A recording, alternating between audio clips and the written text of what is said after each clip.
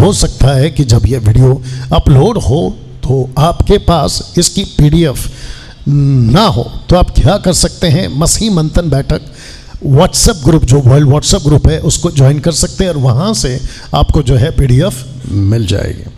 आगे बढ़ते हैं। तो जिस विषय पे आज आपसे बात होने जा रही है वह है प्रभु का दिन, जिसका इंग्लिश ट्रांसलेशन आपके बीच में रखा है the day of the Lord. Okay, now ऐसा लिखा है, आपके बीच में रख दूं, ऐसा लिखा है कि बाइबल के इतिहास को लिखते वक्त एक बात पर बहुत जोर दिया गया था, और वो जोर दिया गया था इस शब्द पर। लिखा है प्रभु का दिन, the day of the Lord. इतिहास को लिखते वक्त, बाइबल की इतिहास को लिखते वक्त किस किस ने लिखा है, वो कौन कौन लोग हैं, एक एक कर आपके बीच में रखूंगा। ये इंपॉर्टेंट क्यों है मैं आपके बीच में अभी से बता दूं, जो कि आपको चित्र दिखाकर भी बताऊंगा कि परमेश्वर फर्स्ट सेंचुरी से लेकर अभी तक, जिसको कहते हैं 21st सेंचुरी, 21वीं सदी तक, उस एक दिन का इंतजार कर रहा है जिसको कहते हैं प्रभु का दिन। और जिस दिन प्रभु का दिन आएगा, लिखा है कि वो दिन पृथ्वी का आखिरी दिन होगा। ओ कर सकते हैं डैनियल भाई, ऐसा कैसे हो सकता है? जिसको हम 2000 साल से देखते आ रहे हैं, सब कुछ ठीक चल रहा है, तो अचानक से क्या उस दिन जिसको कहते हैं प्रभु का दिन, तो क्या वो दिन, उस दिन पृथ्वी रुक जाएगी? जी हाँ, पृथ्वी रुक जाएगी। आपको पता है क्यों? जिसको हम विश्व कहते हैं, जिसको हम अर्थ कहते हैं, पृथ्वी कहते हैं, और जहां पे 24/7 इंसान, 800 करोड़ का आबादी वाला इंसान 24/7 चल रहा है, काम कर रहा है, सो रहा है, खा रहा है, आ रहा है, जा रहा है, एक दिन रुक जाएगा। क्या ये पॉसिबल है? जी हाँ, ये पॉसिबल है। डैनियल भाई थोड़ा मदद करिए, कर देता हूँ, क्योंकि आज आपके बीच में उसी सोच के साथ मैं आया हूँ। बस चाहता हूँ कि फोकस करें।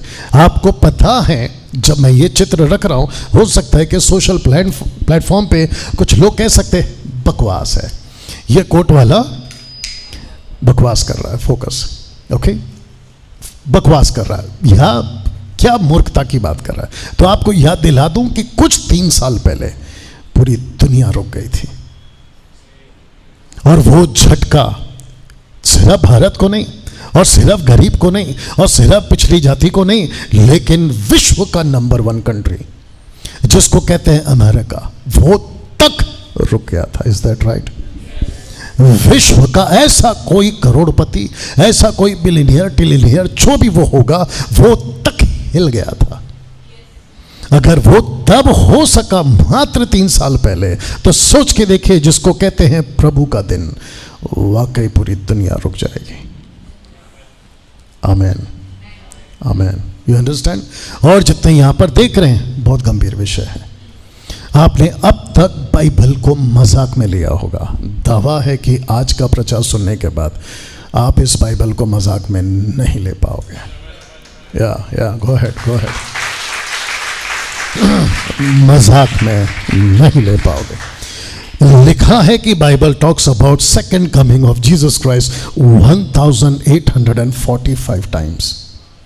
ताज्जुब है, बाइबल 1845 बार रिकॉर्ड करती है या बात करती है नबियों के द्वारा, सेवकों के द्वारा, प्रेरितों के द्वारा, कि यीशु इस पृथ्वी पर एक दिन वापस आएगा।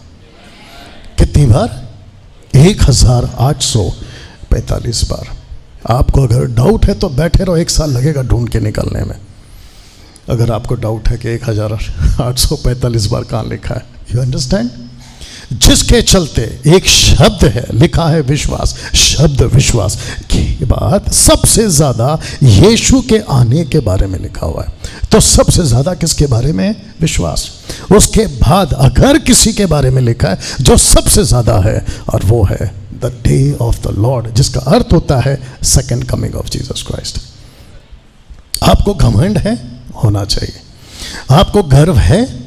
होना चाहिए, क्योंकि आप लकड़ी की आराधना नहीं कर रहे, पत्थर की आराधना नहीं कर रहे, जमीन आसमान की आराधना, जीव जंतु इंसान की आराधना नहीं कर रहे, बल्कि उसकी कर रहे हैं जिसने सब कुछ को बनाया। जी जी जी जी। तो जिसके चलते, जिसको कहते हैं the day of the Lord, और जब मैं इसकी स्लाइड्स को तैयार कर रहा था, आप जो हमारी फैमिली है उसको पूछ सकते हैं मैं सोता कब था, उठता कब था, क्या करता था, जिसके चलते मैंने खूब एडवर्टाइजमेंट किया कि आज के दिन और यस्टरडे सैटरडे के दिन इसको मैं ज़रूर आपके बीच में बात करूंगा। 28 times in old testament and new testament loudly spoken by profits and apostles about the day of the Lord. आप देख सकते हैं, जिसका हिंदी ट्रांसलेशन रखा है प्रभु का दिन। यहाँ तक ठीक है? 28 times old testament, new testament, loudly spoken by profits and apostles. ये प्रॉफिट्स जिसके आपको चित्र दिखाई दे रहा है, लिखा है होली प्रॉफिट्स, क्योंकि the first book of Peter कहता है कि जो प्रॉफिट्स थे वो होली थे, वो पवित्र थे। कौन से प्रॉफिट को पवित्र कहा गया? क्योंकि ओल्ड टेस्टमेंट में बहुत सारे प्रॉफिट्स हैं जिसको कहा गया है ये फॉल्स है, झूठे हैं, लेकिन ऐसे भी प्रॉफिट्स थे। लिखा है कि 4 मेजर प्रॉफिट्स हैं और 12 माइनर प्रॉफिट्स हैं। ये टोटल 16 प्रॉफिट्स जिसको बाइबल कहती है they are the holy prophets. उन्होंने प्रोफेसी की है the day of the lord की। मजाक था? नहीं। यूं ही था? नहीं। साथ ही साथ 12 apostles and apostle Paul, total 13 apostles ने यीशु के उस दिन का जिक्र किया है। एक साथ बोल दे, जिसको कहते हैं the day of the Lord, जिसको कहते हैं हिंदी में प्रभु का दिन। और मुझे थोड़ा सा या ज़्यादा गुस्सा है। गुस्सा इस बात का है कि यीशु का ऐसा एक विषय जिसको बहुत बोलना चाहिए था, जिसको कहते हैं the day of the Lord, उसको इतना क्यों नहीं बोला जा रहा है? प्रचारकों के द्वारा, शिक्षकों के द्वारा, चर्च के अंदर इतना क्यों नहीं बोला जा रहा है? जबकि आप देख सकते हैं Isaiah chapter 2 verse 12, Isaiah 13:6, 13:9, 34:8, 46:1, lamentation chapter 2 verse 22, Ezekiel 13:5, और ऐसे करते करते ये, और ऐसे करते करते ये। अब आप सोच के देखिए कि इतने सारे लोगों ने आपकी बाइबल, जिसको कहते हैं प्रभु का बाइबल, प्रभु का वचन, द वर्ड ऑफ गॉड, जिसके अंदर इतनी बार लिखा है the day of the Lord, उसको क्यों नहीं बोला गया? और एक व्यक्ति जिसने बड़े जोरों से बोला है, आपके बीच में रखने जा रहा हूं। 2 पीटर चैप्टर 3 वर्स 10 में वो कहता है कि प्रभु का दिन, उस दिन, जोर से पढ़ सकते हैं, लिखा है कि उस दिन आकाश बड़ी हड़हड़ाहट के शब्द से जाता रहेगा, तत्व बहुत तप्त होकर पिघल जाएंगे और पृथ्वी और उस पर के काम जल जाएंगे। आपका आवाज बुलंद चाहिए नेक्स्ट टाइम। इसका अर्थ क्या है? पतरस कहता है दूसरा पत्र 3:10 में कि उस दिन जिसको कहते हैं, जोर से, प्रभु का दिन, जिसको कहते हैं प्रभु का दिन, कहता है कि आकाश बड़ी हड़हड़ाहट के साथ शब्द से जाता रहेगा, तत्व पिघल जाएगा, पृथ्वी के काम जल जाएंगे। तो सोच के देखिए, जिससे पूरी सरकार और जिससे पूरा किंगडम, अलग अलग शहर का, स्टेट्स का, कंट्रीज का, बिल्कुल शांत बैठा है इस बात को ना जानकर। चर्चेस इस बात को ना जानकर, 90% चर्चेस इन बातों को नहीं जानते। क्यों डैनियल भाई, क्यों? क्योंकि फुर्सत कहाँ है आशीषों से? फुर्सत कहाँ है ब्लेसिंग से? फुर्सत कहाँ है चंगाई छुटकारा से? फुर्सत कहाँ है कि अमेरिका का, ऑस्ट्रेलिया का, इसका उसका, कनाडा का वीज़ा दिला दो? किसको फुर्सत है कि आप अपना जीवन जी रहे हैं? और यीशु के पास आते, बीच में मैंने कहा था, यीशु के पास भी आते हैं तो तब आते हैं जब उसके लिए, उससे मतलब हो, आशीष की मतलब हो, चंगाई की मतलब हो, छुटकारा का मतलब हो। लेकिन कहता है बाइबल कि एक दिन ऐसा आएगा कि आकाश बड़े जोरों से हिला दिया जाएगा। यह तक ठीक है? इसको कहते वक्त और इसको आप सुनते वक्त, और यहां जितने बैठे हैं, मैं चाहता हूं कि अगला स्लाइड बहुत ध्यान से पढ़ें और इसके ऊपर आप अपना रिस्पॉन्स दें। और वह यह है कि बहुत भारी पड़ने वाला है प्रभु का दिन मानव जाति पर। आप जब इसको सुन रहे हैं, मुझे नहीं पता क्या फील हो रहा है, लेकिन जब मैं इसको बना रहा था तो मैंने कहा कि बाप रे, अगर वो आ गया या अगर वो अभी हो गया, सबका ध्यान है, अगर वो अभी हो गया तो कैसे बचेगा कोई। लिखा है कि भारी पड़ने वाला है, मुंबई की भाषा में भारी पड़ने वाला है। पड़ोस वाली की तरफ हल्के से उसकी तरफ कोनी मार के उसको देखो और उसको सिर्फ इशारे से कहो, देखा ये वाला, ऐसा इशारा करते ना, देखा क्या, ऐसा वाला करिए उसको। यहां तक ठीक है। कुछ लोग हैं फेसबुक, यूट्यूब, सोशल प्लेटफॉर्म और आपस में मसीह के लोग भी कहते कि है, एक साथ कर सकते हैं, है, ये सब नहीं होने वाला है, ये सब नहीं होने वाला। उनको ऐसा लगता है कि ये कोई चंदा मामा की कहानी है। उनको ऐसा लगता है कि अरे ये पादरी लोग बोलते रहते हैं। पहली बात तो मैं पादरी नहीं हूं, यू अंडरस्टैंड। पीछे बच्चे सब ठीक हैं या ये सब ऐसे ही नहीं लिखा गया।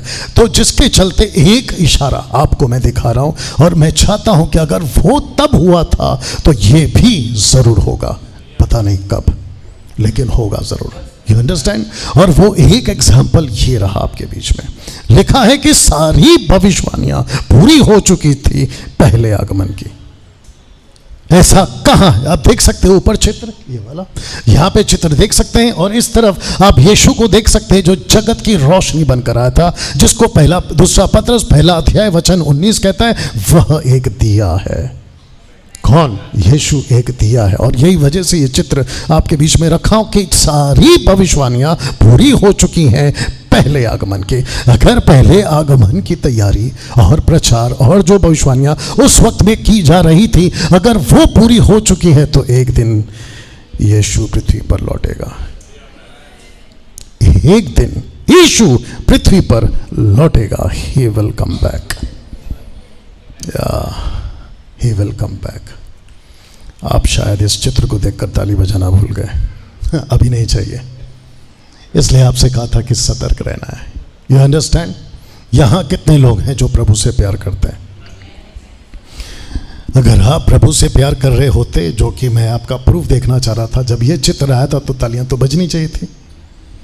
और जो यहाँ पे देख रहे हैं कि आपको भी बता दो कि ऐसा बहुत सारा झटका आपके इस दीवार पर आता रहेगा। तो फिर से बता देता हूँ, मौका फिर दूंगा आपको, क्योंकि मैं चाहता हूँ कि आप ये करें, क्योंकि वो वैसा किसी का मोहताज नहीं है, लेकिन हमारा तो बनता है। लिखा है कि सारी भविष्यवाणियां पूरी हो चुकी हैं उस पहले आगमन की। अगर ये प्रोफेसी तब पूरी हो सकती है तो ये प्रोफेसी भी जरूर पूरी होगी।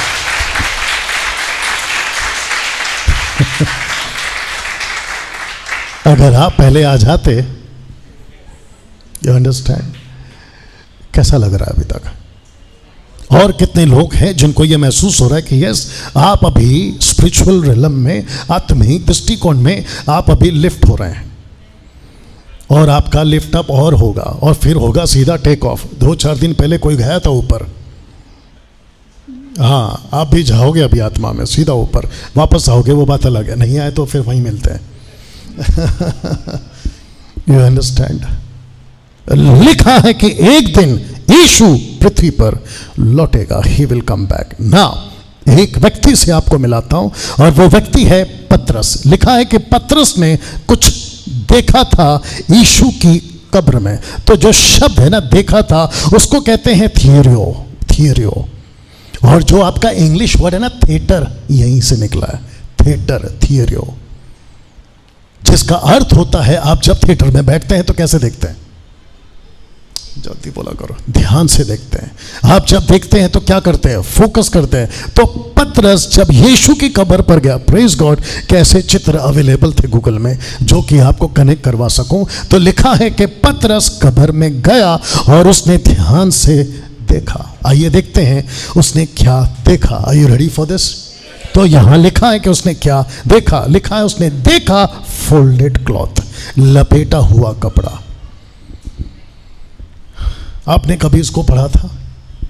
यीशु, सबका ध्यान है, यीशु जब आज से 2023 साल पहले इस पृथ्वी पर जब उन्होंने कहा कि हे परमेश्वर मेरी आत्मा तुझे सौंपता हूं, यीशु की डेड बॉडी को रखा गया था कब्र में, दफनाया नहीं गया था, बल्कि केव्स में रखा था या गुफा में रखा था, जिसके ऊपर से पत्थर लुढ़का दिया जाता था, ठीक है ना। और जिस कपड़े पर, खास करके एक कपड़ा जो उनके सर पे बांधा था, लिखा है कि वो कपड़ा यहाँ पे लपेटा हुआ है। बोल सकते हैं लपेटा हुआ है, इंग्लिश में कहते हैं फोल्डेड क्लॉथ, जिसको लपेट कर रखा गया था। अब इसका अर्थ क्या है आपके बीच में बताने जा रहा। तो यूहन्ना की किताब उसका 20:7 कहता है, वह अंगोछा जो उसके सिर पर बांधा हुआ था, कपड़ों के साथ पड़ा हुआ नहीं, परंतु अलग, ये देख लीजिएगा, एक जगह लपेटा हुआ देखा। और इंग्लिश ट्रांसलेशन कहता है फोल्डेड क्लॉथ, लपेटा हुआ कपड़ा। इसका अर्थ क्या है? सब ठीक? इसका अर्थ क्या है? इसका अर्थ है यीशु ने इसको क्यों लपेटा था और कहां से लौटूंगा कहा था।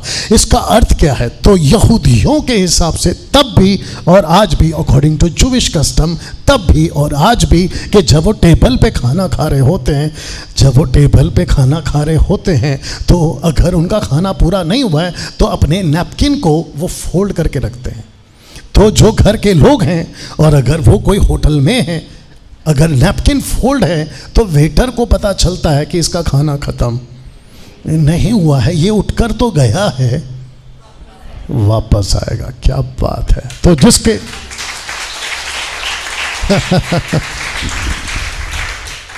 बस कोई ना कोई ऐसा करते रहो। इसका अर्थ है कि यीशु एक दिन लौटेगा। तो मैं तब से आपके बीच में क्या बता रहा हूं, ही विल कम बैक। लिखा है कि पृथ्वी पर एक दिन यीशु लौटेगा। मुझे नहीं पता कि बाहर के लोगों ने, नंबर 1 अविश्वासी, नंबर 2 चर्च के लोगों ने, विश्वासियों ने बाइबल को, बाइबल की बातों को, बाइबल की घटनाओं को कितना सीरियस लिया है मुझे नहीं पता। अगर सीरियस लिया होता तो मसीहत आज अलग होती। आपको ऐसे करना था जो लोग बैठे हैं, या ऐसा करना था, यू अंडरस्टैंड। तो जिसके चलते ये मैसेज पतरस ने, या पतरस के द्वारा उस वक्त के यहूदियों को मिला था। इसका अर्थ क्या है कि यीशु एक दिन लौटेगा। लिखा है कि यीशु ने इसको क्यों लपेटा था। और आपके नॉलेज के लिए बता दूं कि इस कपड़े को लपेटा यीशु ने ही था, क्योंकि कब्र के अंदर कोई दूसरा नहीं था। तो जब यीशु लपेट रहे थे कपड़े को, तो वो मैसेज दे रहे थे और उनको पता था कि एक लड़का आएगा और उसका नाम है पतरस। और आपके नॉलेज के लिए अभी से बता दो, इसके ऊपर फिर कभी प्रचार करूंगा, कि वो पतरस था जो आंधी तूफान में जब 12 लोग बैठे थे बोट के अंदर, वो पतरस था जिसने पहला कदम बाहर निकाला पानी के ऊपर। ये पतरस ही था कब्र में जो पहले पहुंचा, जबकि यूहन्ना पहले पहुंच चुका था। तो इसको कहते हैं कि मसीहत में कुछ लोग ऐसे हैं जो जुनून रखते हैं, जज्बा रखते हैं, तड़प रखते हैं, बहादुरी रखते हैं और किसी के पाप से नहीं डरते। You understand. बस, और ऐसे ही लोग उस वक्त भी थे, वो काम आए, और ऐसे ही लोग अगर आज होंगे तो काम आएंगे प्रभु के लिए। हाँ, आप यहां तक समझें कि लिखा है कि यीशु ने उसको क्यों लपेटा था और कहां से लौटूंगा कहा था। लेकिन पहले ये सवाल, are you ready for this? पहला ये सवाल क्या है? लिखा है कि कहां था यीशु 3 दिन तक? वेयर वॉज ही? यीशु कहां था 3 दिन रात तक? कहां था? इसके ऊपर बहुत सारी चर्चा हुई है, इसके ऊपर बहुत सारे वीडियोस बने हैं, इसके ऊपर बहुत सारे लोगों ने प्रचार किया है। लेकिन मैं समझता हूं कि जो एंगल आपके बीच में आज दे रहा हूं, आपके YouTube, Facebook और आपके जितने भी सोशल प्लेटफॉर्म्स पर है, कम से कम हिंदी के प्रचार में ये पहला वीडियो होगा परमेश्वर की अगुवाई में। ओके, तो सवाल है कि कहां था यीशु 3 दिन तक? Where was he? वो कहां था? या सबका फोकस। तो लिखा है कि पतरस एक बहुत बड़ी बात का खुलासा करता है। और आप सभी जानते हैं कि पतरस वो था जो यीशु का पहला चेला था। Is that right? पतरस का पहला नाम था शिमोन, जो कि उसके पिता का नाम था, यह उसकी तरफ से दिया गया था। और शिमोन का अर्थ होता है सुनना। उसके बाद जब जीसस की मुलाकात हुई तो जीसस ने उसका नाम अरामिक में चेंज किया। उसका अर्थ होता है, यह नाम रखा गया था कैफा, और कैफा का ग्रीक ट्रांसलेशन है पेत्रोस, और इंग्लिश ट्रांसलेशन है पत्रस। पीटर हिंदी में है पत्रस, और कैफा, पेत्रोस, पीटर, पत्रस का मतलब है पत्थर, रॉक। और यह व्यक्ति वो रॉक था जिसके ऊपर यीशु ने कई बातों को जिक्र किया, जिसमें से पतरस मरने से पहले रोम के जेल में एक व्यक्ति था, एक एम्परर था जिसका नाम था नीरो। उसके बारे में बात करूंगा तो बहुत टाइम हो जाएगा। देखो 8 अभी बज गए। इसने इस आदमी को मरवा डाला 64 AD में, जिसकी टीचिंग मैं दे चुका हूं जूम के लोगों को।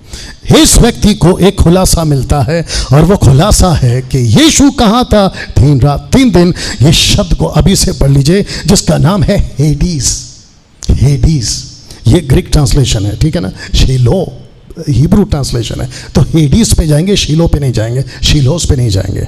नाउ लिखा है पहला पत्रस उसका 3 अध्याय वचन 18 और 19 में एक अद्भुत प्रकाशन या अद्भुत खुलासा इस व्यक्ति को मिला था। आइए पहला पढ़ लेते हैं वचन 18, आप भी मेरे साथ में पढ़ेंगे। लिखा है कि इसलिए कि मसीह ने भी अर्थात अधर्मियों के लिए धर्मी ने पापों के कारण एक बार दुख उठाया। सबको पढ़ना था। लिखा है कि पापों के कारण एक बार दुख उठाया। आगे कहता है ताकि हमें परमेश्वर के पास पहुंचाए। वह शरीर के भाव से तो घात किया गया, पर आत्मा के भाव से झिलाया गया। यह है वचन 18।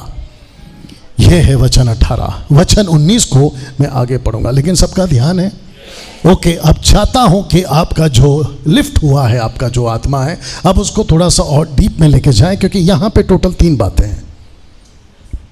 यहां पे टोटल 3 बातें हैं। डैनियल भाई कौन कौन सी बातें हैं? तो पहला है ताकि हमें परमेश्वर के पास पहुंचाए। दूसरा वह यानी कि यीशु शरीर के भाव से घात किया गया। तीसरा पर आत्मा के भाव से झिलाया गया। यह है पहला। यीशु, सबका ध्यान। क्वेश्चन क्या था? कहां था यीशु 3 रात 3 दिन? पतरस को खुलासा मिलता है, कहता है कि यीशु सबसे पहले दुख उठाकर खुद के जीवन में उसने सबसे पहला काम यह किया कि लोगों को परमेश्वर के पास पहुंचाया। आमीन। वापस कह देता हूं कि यीशु ने सबसे पहला क्या किया? लोगों को परमेश्वर के पास पहुंचाया। कहां? लिखा है कि जहां पिता रहता है। ओके ओके ओके ओके, ठीक था। जहां परमेश्वर पिता रहता है। अब ऐसा क्यों कि जहां परमेश्वर पिता रहता है? क्योंकि आपको अभी मैं बताऊंगा थोड़ी देर में कि जो लोग मरते थे आदम से लेके डाकू तक, वो परमेश्वर पिता के पास नहीं जाते थे।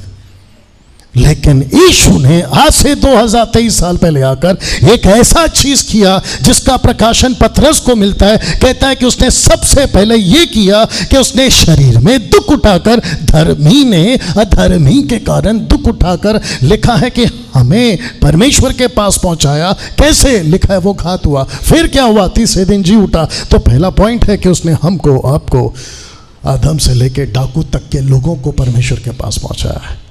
ताली बजनी चाहिए फिर से।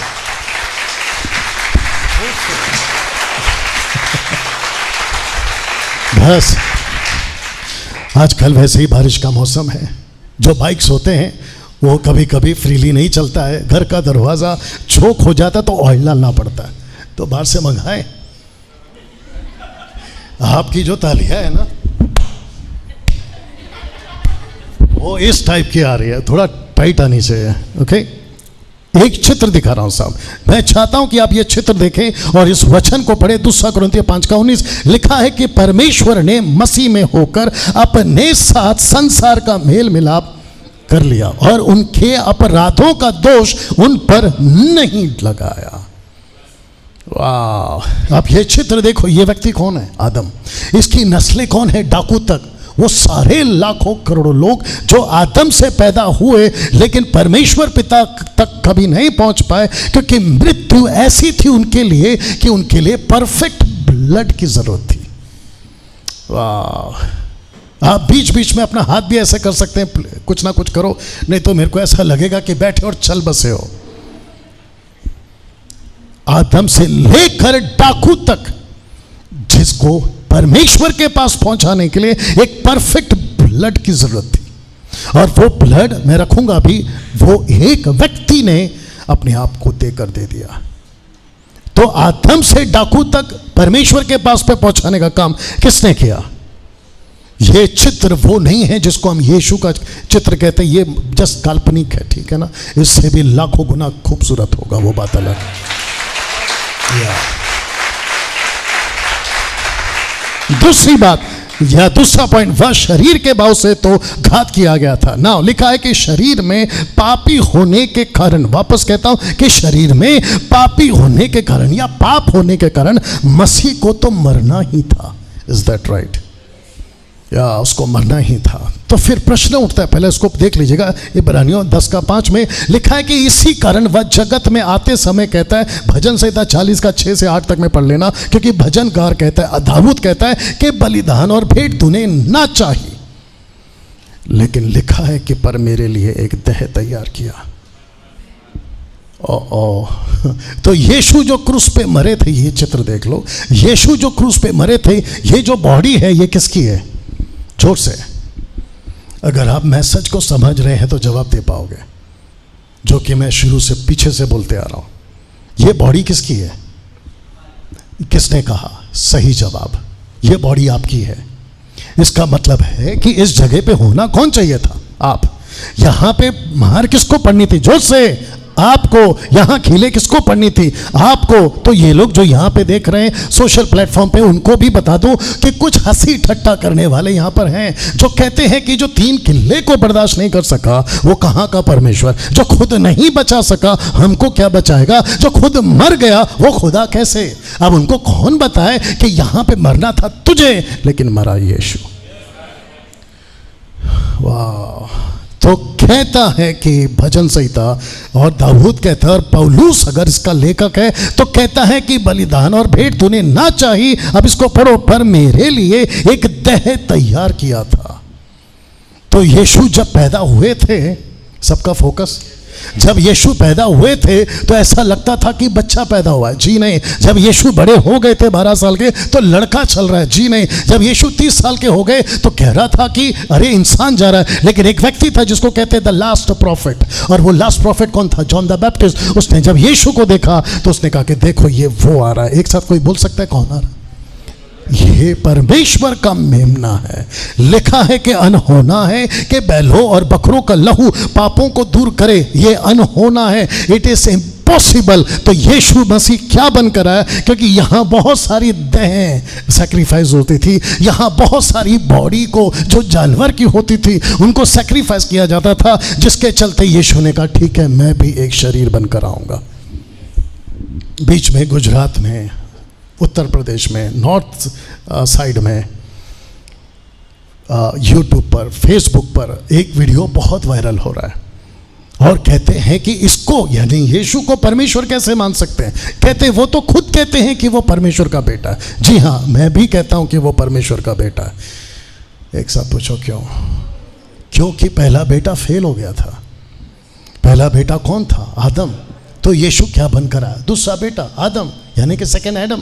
और वो क्यों? क्योंकि जो पहला एडम था वो शरीर में था, फ्लैश में था। तो दूसरा एडम एंजल कैसे हो सकता है? दूसरा एडम गॉड कैसे हो सकता है? अगर सैक्रिफाइस देना है, ब्लड लेना है या बहाना है, तो उसको भी फ्लैश में आना था, और इसी वजह से वो परमेश्वर का बेटा बनकर आया, जबकि वो खुद ही परमेश्वर है। क्या बात। या। तीसरी बात लिखा है पर आत्मा के भाव से झिलाया गया। तो पहला क्या है? परमेश्वर ने, माफ करना, यीशु ने लोगों को परमेश्वर के पास पहुंचाया। दूसरा, उसने खुद को दे दिया और पापियों पर दोष नहीं लगाया। चित्र याद है कि नहीं लगा? याद है। मेल मिलाप की सेवा दी, पुत्र के द्वारा पिता का मेल किया, लेकिन उनके पापों का दोष उन पर नहीं लगा। क्यों? क्योंकि उनका दोष उसने खुद अपने बॉडी पे ले लिया। Is that right? तो तीसरा कहता है पर आत्मा के भाव से झिलाया गया। अब शब्द को पढ़ो, लेकिन सवाल उठता है कब झिलाया गया? तीसरे दिन, 3 दिन बाद। यीशु का, बहुत ध्यान से सुना, अभी पंच लाइन आ रहा है। यीशु का मरना ठीक है डैनियल भाई, और मरना ठीक है बाइबल के लोगों, मरना ठीक है प्रॉफिट्स एंड अपोस्टल, लेकिन यीशु का जिंदा होना क्या बताता है?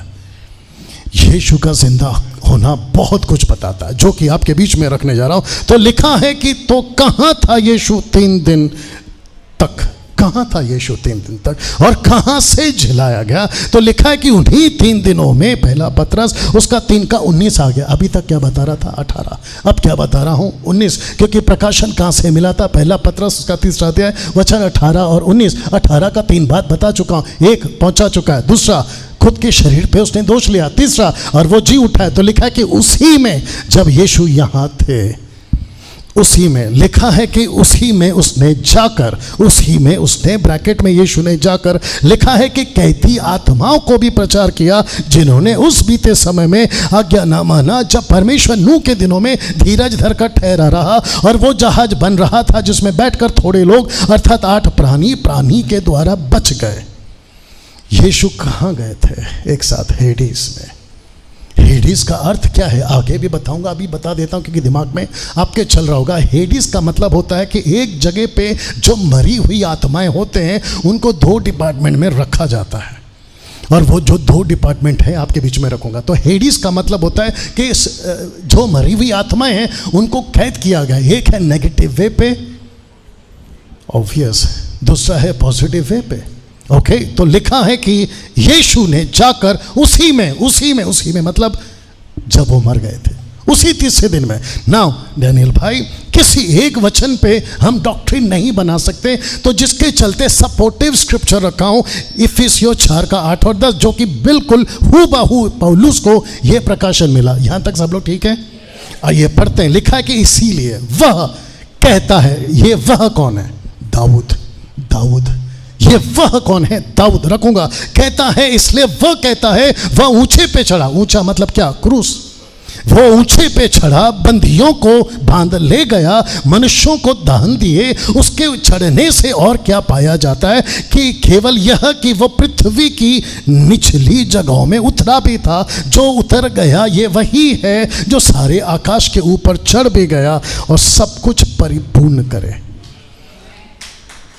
रुको, कहाँ लिखा था? किसने कहा था ये स्टेटमेंट को, जिसको तीसरा स्क्रिप्चर या तीसरा गवाह, क्योंकि कोई भी बात 2 या 3 के गवाह पे सिद्ध होती है। सब लोग ठीक?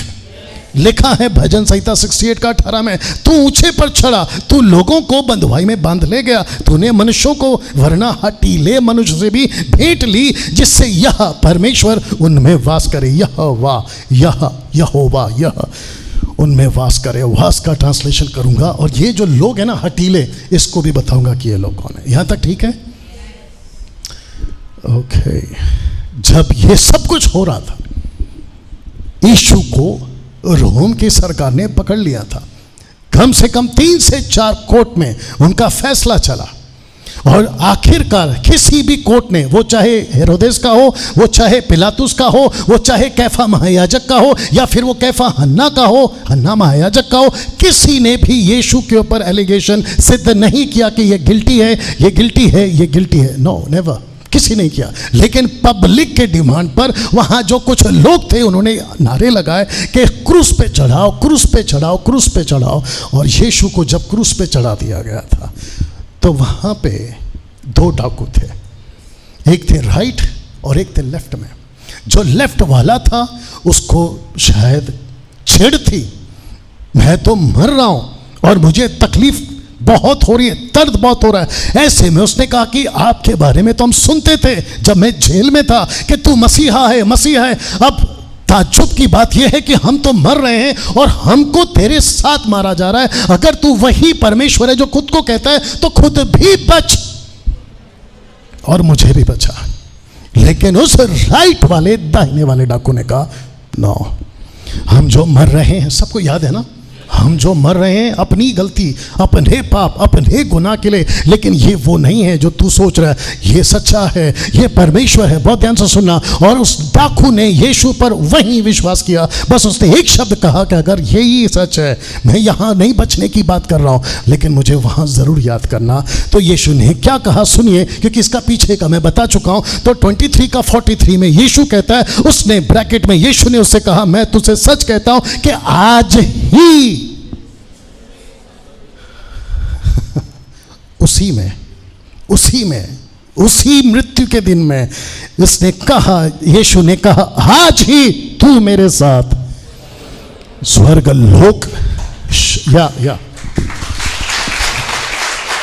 थोड़ा सा टाइमिंग अलग होगा। ओके, आज ही तू मेरे साथ स्वर्ग लोक में होगा। लेकिन आपको अक्सर यही सुनने को मिलता होगा, और यहां पे भी बहुत बार यही कहा होगा कि यीशु ने उस डाकू को कहा कि तू मेरे साथ स्वर्ग में होगा, जिसको कहते हैं इंग्लिश में हेवन। नो, यीशु ने कहा स्वर्ग, और इसका ओरिजिनल मैन्युस्क्रिप्ट है ये वाला। यीशु ने कहा you will be with me in paradise. Paradise अलग है, हेवन अलग है, स्वर्ग अलग है, स्वर्ग लोक अलग है, जिसको हम आगे सीखेंगे। प्रूफ क्या है? ये रहा आपके सामने प्रूफ, जिसको कहते हैं ओरिजिनल मैन्युस्क्रिप्ट, जो कि ग्रीक में लिखा गया था। यहां तक ठीक है। डाकू यीशु को कहां मिला? यीशु यहां मरे, डाकू यहां मरा। जब डाकू यहां मरा तो उसको नहीं पता था कहां जाऊंगा, बस उसने विश्वास किया था। उसने कहा कि आज ही तो मेरे साथ। यहां आंख खुली, डाकू, माफ करना, यहां डाकू की आंख बंद हुई, लेकिन डाकू की आंख खुली सीधे पैराडाइज में, जहां यीशु पहले से ही था। वाह! और यीशु ने कहा, बोला था ना कि मैं तेरे को यहां पे मिलूंगा। डाकू, जीसस क्राइस्ट, डाकू अपनी पूरी जिंदगी पाप में जिया, अपनी पूरी जिंदगी गुनाहों में जिया, लेकिन लास्ट का 5 मिनट उसने यीशु पे विश्वास किया, और यीशु कहता है कि बेटा तू यहां होगा। और आपको पता है, रुको, पंच लाइन तो अभी आएगा। आपको पता है, जब डाकू की आंख वहां खुली तो डाकू ने अपने दूसरे डाकू को दूसरी जगह पे देखा, बोला ओ, और वो वहां कितना पछता रहा होगा, जो मैं भी रखूंगा। सोच के देखिए, वो वहां कितना पछता रहा होगा कि 5 मिनट की बात थी कि इसकी निकल पड़ी और मेरी निकल गई। You understand? ऐसा ही होता है। गॉस्पेल सुनाते हैं, कोई सुनता है, कोई नहीं सुनता है। जो सुनता है 5 मिनट के बाद में उसका हादसा होता है, और जब वो अपने आप को परमेश्वर के पास में पाता है, कहता है अच्छा हो गया, मैं बच गया। या जल्दी बैठिए और मेरी बात सुनिए। आपने कभी, मुझे देखो, आपने कभी लक नाम सुना है? Luck, lucky, luck, good luck, luck luck.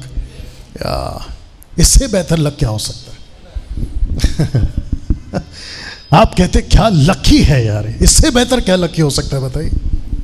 आपने कहा क्या लकी है यार, तेरे को लॉटरी निकल गई, इससे बड़ा लॉटरी क्या हो सकता है बताइए? अरे क्या लकी है यार, तेरे को छुपा हुआ खजाना मिल गया, इससे बेहतर लकी क्या हो सकता है बताइए? हाँ, वो बात अलग है कि हम लक को नहीं मानते, नहीं तो पता चला विचित्र लोग इसके ऊपर वीडियो बनाएंगे कि डैनियल राज ने लक लक बोला है। कितने लोग समझ रहे हैं? डाकू यहां पाया गया जब उसकी आंख खुली। कहां पे? स्वर्ग में। तो मैंने आपसे क्या कहा था कि आदम से लेके डाकू तक उस वक्त में लोग जो मरते थे वो कहां जाते थे? स्वर्ग लोक में, पैराडाइज में।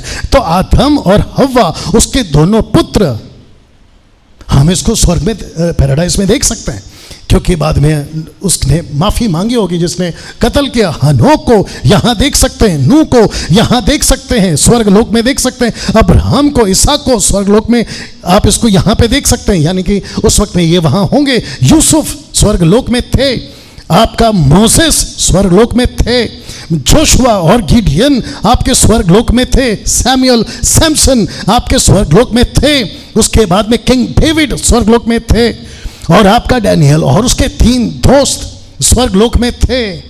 अब ये सारी चीजें, एक व्यक्ति और आ रहा है जिसका नाम है नहमाया, जिसने 52 डेज में वो वॉल को खड़ा किया था या तैयार किया था, ये सारे के सारे वहां थे। तो जब डाकू वहां पहुंचा तो आदम से लेके जॉन द बैप्टिस्ट तक आखिरी आदमी, जॉन द बैप्टिस्ट तक आखिरी आदमी वहां था, जिसको हम या इसको नहीं ले पाए, अगले इसमें डालेंगे उसको। You understand? कैसा लग रहा है अभी तक? ये अभी तक यीशु के जी उठने तक स्वर्ग नहीं गए, ये अभी तक पैराडाइज में। नाउ मत्ती का 27 का 50 और 54 तक आपने कभी इसको पढ़ा है? मैं आपको बताता हूं क्या लिखा है। Are you ready for this? या मेरे साथ बने रहे। ओह सॉरी, लिखा है कि तब यीशु फिर बड़े शब्द से चिल्लाकर, एक साथ बोल दो, प्राण छोड़ दिया। मतलब वो मर गए, देह में वो मर गए। जैसे ही मरे, यू वांट टू नो क्या हुआ वहां पर? आप जानना चाहते हैं वहां पर क्या हुआ? लिखा है कि देखो मंदिर का पर्दा ऊपर से नीचे तक फटकर 2 टुकड़े हो गया। मंदिर का पर्दा को फाड़ने से पहले मंदिर का दरवाजा बीच में आता है, और मंदिर का दरवाजा इतना हैवी था, कम से कम 10 से 15 लोग लगते हैं उस दरवाजे को खोलने के लिए। दरवाजा ऑटोमेटिकली खुल गया और पर्दा ऊपर से लेके नीचे तक फट गया, और ये सब चमत्कार के रूप में देखा जा रहा था वहां पे। आप लोग नहीं समझ रहे हैं, यीशु साधारण था? सोच के देखिए, लिखा है कि मंदिर का पर्दा ऊपर से नीचे तक फटकर 2 टुकड़ा हो गया, धरती ढोल गई, चट्टाने धड़क गई। अब इसको पढ़ो, और कब्रें खुल गई और सोए हुए पवित्र लोगों की बहुत सारी शव। कब? जब यीशु मरा तब। और जैसे ही मरा तो जो स्वर्ग लोक में थे, जिसको कहते पैराडाइज में, वहां के मुर्दे, कहते पवित्र लोग, जी उठे, उनकी लाशें जिंदा हो गए। चमत्कार है। कम ऑन स्पीक, चमत्कार है। जी हाँ, चमत्कार है। ताजुब है? जी हाँ, ताजुब है। ये पाव किलो का भेजा समझ सकता है? जी नहीं समझ सकता। लिखा है चट्टाने धड़क गई और धरती ढोल गई और कब्रें जिंदा हो गई, और जो लोग थे वो जिंदा हो गए। यहां तक ठीक है? इसको कहते हैं फर्स्ट पार्ट, जब यीशु मरा। लेकिन शायद किसी ने गौर नहीं किया कि 53 में क्या हुआ। I want to know this? लिखा है 53 में उसके जी उठने के बाद, तो लिखा है कि जब वो मरा तो मुर्दे जिंदा हुए, लेकिन जब यीशु जी उठा तो लिखा है कि वे, ब्रैकेट में ओल्ड टेस्टमेंट, कब्रों में से निकलकर पवित्र नगरों में गए और बहुतों को दिखाई दिए। तब सूबेदार और जो उसके साथ यीशु का पहरा दे रहे थे, भूढोल हुआ, भूकंप हुआ, और जो कुछ हुआ था देखकर अत्यंत डर गए और कहा, सचमुच ये परमेश्वर का पुत्र है। ये कौन से सूबेदार थे जो 3 दिन तक कब्र पे पहरा दे रहे थे? तो अचानक से देखा कि भूकंप फिर हुआ। तो जब मरा था तब भूकंप हुआ, जब जी उठा है तब भूकंप हो रहा है, तब भी धरती हिली, अभी धरती हिली। और जब धरती हिली का मतलब है कि पहले भी मुर्दा जिंदा हुए 3 दिन पहले, और जब यीशु जिंदा हुआ तो अपने साथ और भी मुर्दों को जिंदा करके लाया। अभी तक क्या पता था कि जब यीशु मरा तब मुर्दे जिंदा हुआ, लेकिन अब जरा ध्यान से पढ़ते तो पता चलता है। आपका मैथ्यू चैप्टर 27 वर्स 53 में न्यू इंटरनेशनल वर्जन के हिसाब से, they came out the tomb from out of the tomb after Jesus resurrection. यीशु के जी उठने के बाद मुर्दे जी उठे, and went into the holy city and appeared to many people, कईयों को दिखाई दिए। अब बताइए, तो पैराडाइज में हो क्या रहा है? यीशु जाता है, डाकू को भी बाहर निकालता है, डाकू से कहता तू भी चलेगा, और आदम से लेकर डाकू तक जितने हैं उन सबको जिंदा करता है। तो लिखा है कि जब मरा तो लोग जी उठे, और जब वो खुद जी उठा तब भी लोग जी उठे। क्या बात है, कैसा लग रहा है? या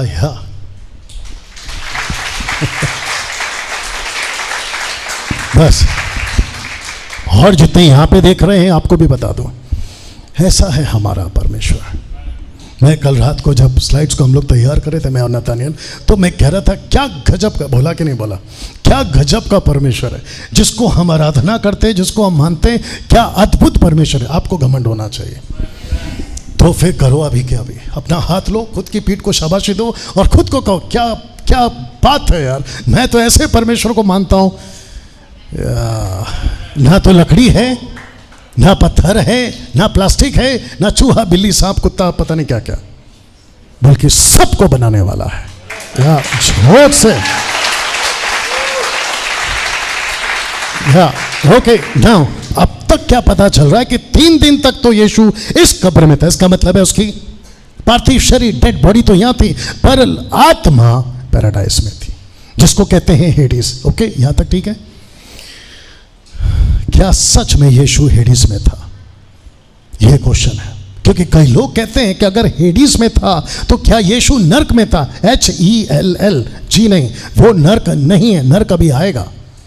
यीशु नर्क नहीं गया। और कुछ लोग कहते हैं कि जैसे योना जो मछली के पेट में था ना, जैसे वो नीचे था मछली के पेट में, वैसे यीशु 3 दिन था। तो योना की आत्मा नरक में जल रही थी, तो यीशु की भी जलेगी। क्या कॉमन से, क्या लॉजिक है? Not possible. You understand? तो फिर प्रश्न उठता है, क्या सच में यीशु हेडिस में था? क्वेश्चन है। तो एक प्रॉफिट है, उसका नाम है दाऊद। सब लोग ठीक? या फोकस करें। एक व्यक्ति, उसका नाम था दाऊद, और यह प्रॉफिट था। भजन संहिता 16:10 में देखो उसने क्या कहा था। Are you ready for this? प्रेरितों की किताब उसका 2:25 में इसको पीटर रिकॉर्ड करता है, पतरस रिकॉर्ड करता है। क्या करता है देखो, और इसका साथ में मैंने आपके लिए ग्रीक ट्रांसलेशन भी रखा है। क्योंकि दाऊद उसके विषय में, क्योंकि दाऊद उसके विषय में कहता है, किसके विषय में? यीशु के विषय में कहता है कि मैं प्रभु को सर्वदा अपने दाहिने देखता रहा, क्योंकि वह मेरी दाहिनी ओर है, ताकि मैं डिग ना जाऊं। वचन 26, इस कारण मेरा मन आनंदित हुआ और मेरी जीभ मगन हुई, वरन मेरा शरीर भी आशा में बना रहता है, क्योंकि तू मेरे प्राण को अधोलोक में ना छोड़ेगा, ना अपने पवित्र जन को सड़ने देगा। तो ये अधोलोक क्या है? ये पढ़ो, हेडिस। तो यीशु कहां थे? उसकी आत्मा हेडिस में, लेकिन बॉडी कहां थी? कब्र में। तो दाऊद कहता है, पतरस कहता है, ना तो उसका शरीर सड़ा, ना उसकी आत्मा जली। इसको पीटर कैसे कहता है? वचन 29 में, हे भाइयों, हम उस कुलपति दाऊद के विषय में तुमसे साहस के साथ कह सकते हैं कि वो तो मरा और गाड़ा भी गया, उसकी कब्र आज तक वर्तमान है। आज तक हमारे यहाँ वर्तमान है। तो दाऊद का डेड बॉडी, जिसको कहते हैं ना ग्रेवयार्ड, वो तो वहीं था। तो इसका मतलब है कि दाऊद की डेड बॉडी, आगे बोल दो, सड़ी। दाऊद का स्पिरिट पैराडाइज में, हेडिस में, वो बता चुका हूं। अब इसको पढ़ो। वो भविष्यवक्ता था, वो जानता था कि परमेश्वर ने मुझसे शपथ खाई है, मैं तेरे वंश में से एक व्यक्ति को तेरे सिंहासन पर बिठाऊंगा। किसको? यीशु को। उसने होने वाली बातों को पहले इसे देखकर मसीह के जी उठने के विषय में भविष्यवाणी की कि ना तो उसका प्राण अधोलोक में छोड़ा गया, हेडिस में छोड़ा गया, ना तो वहां छोड़ा गया, ना उसकी देह सड़ने पाई। इसी यीशु को परमेश्वर ने जिलाया, जिसके हम सब गवाह हैं।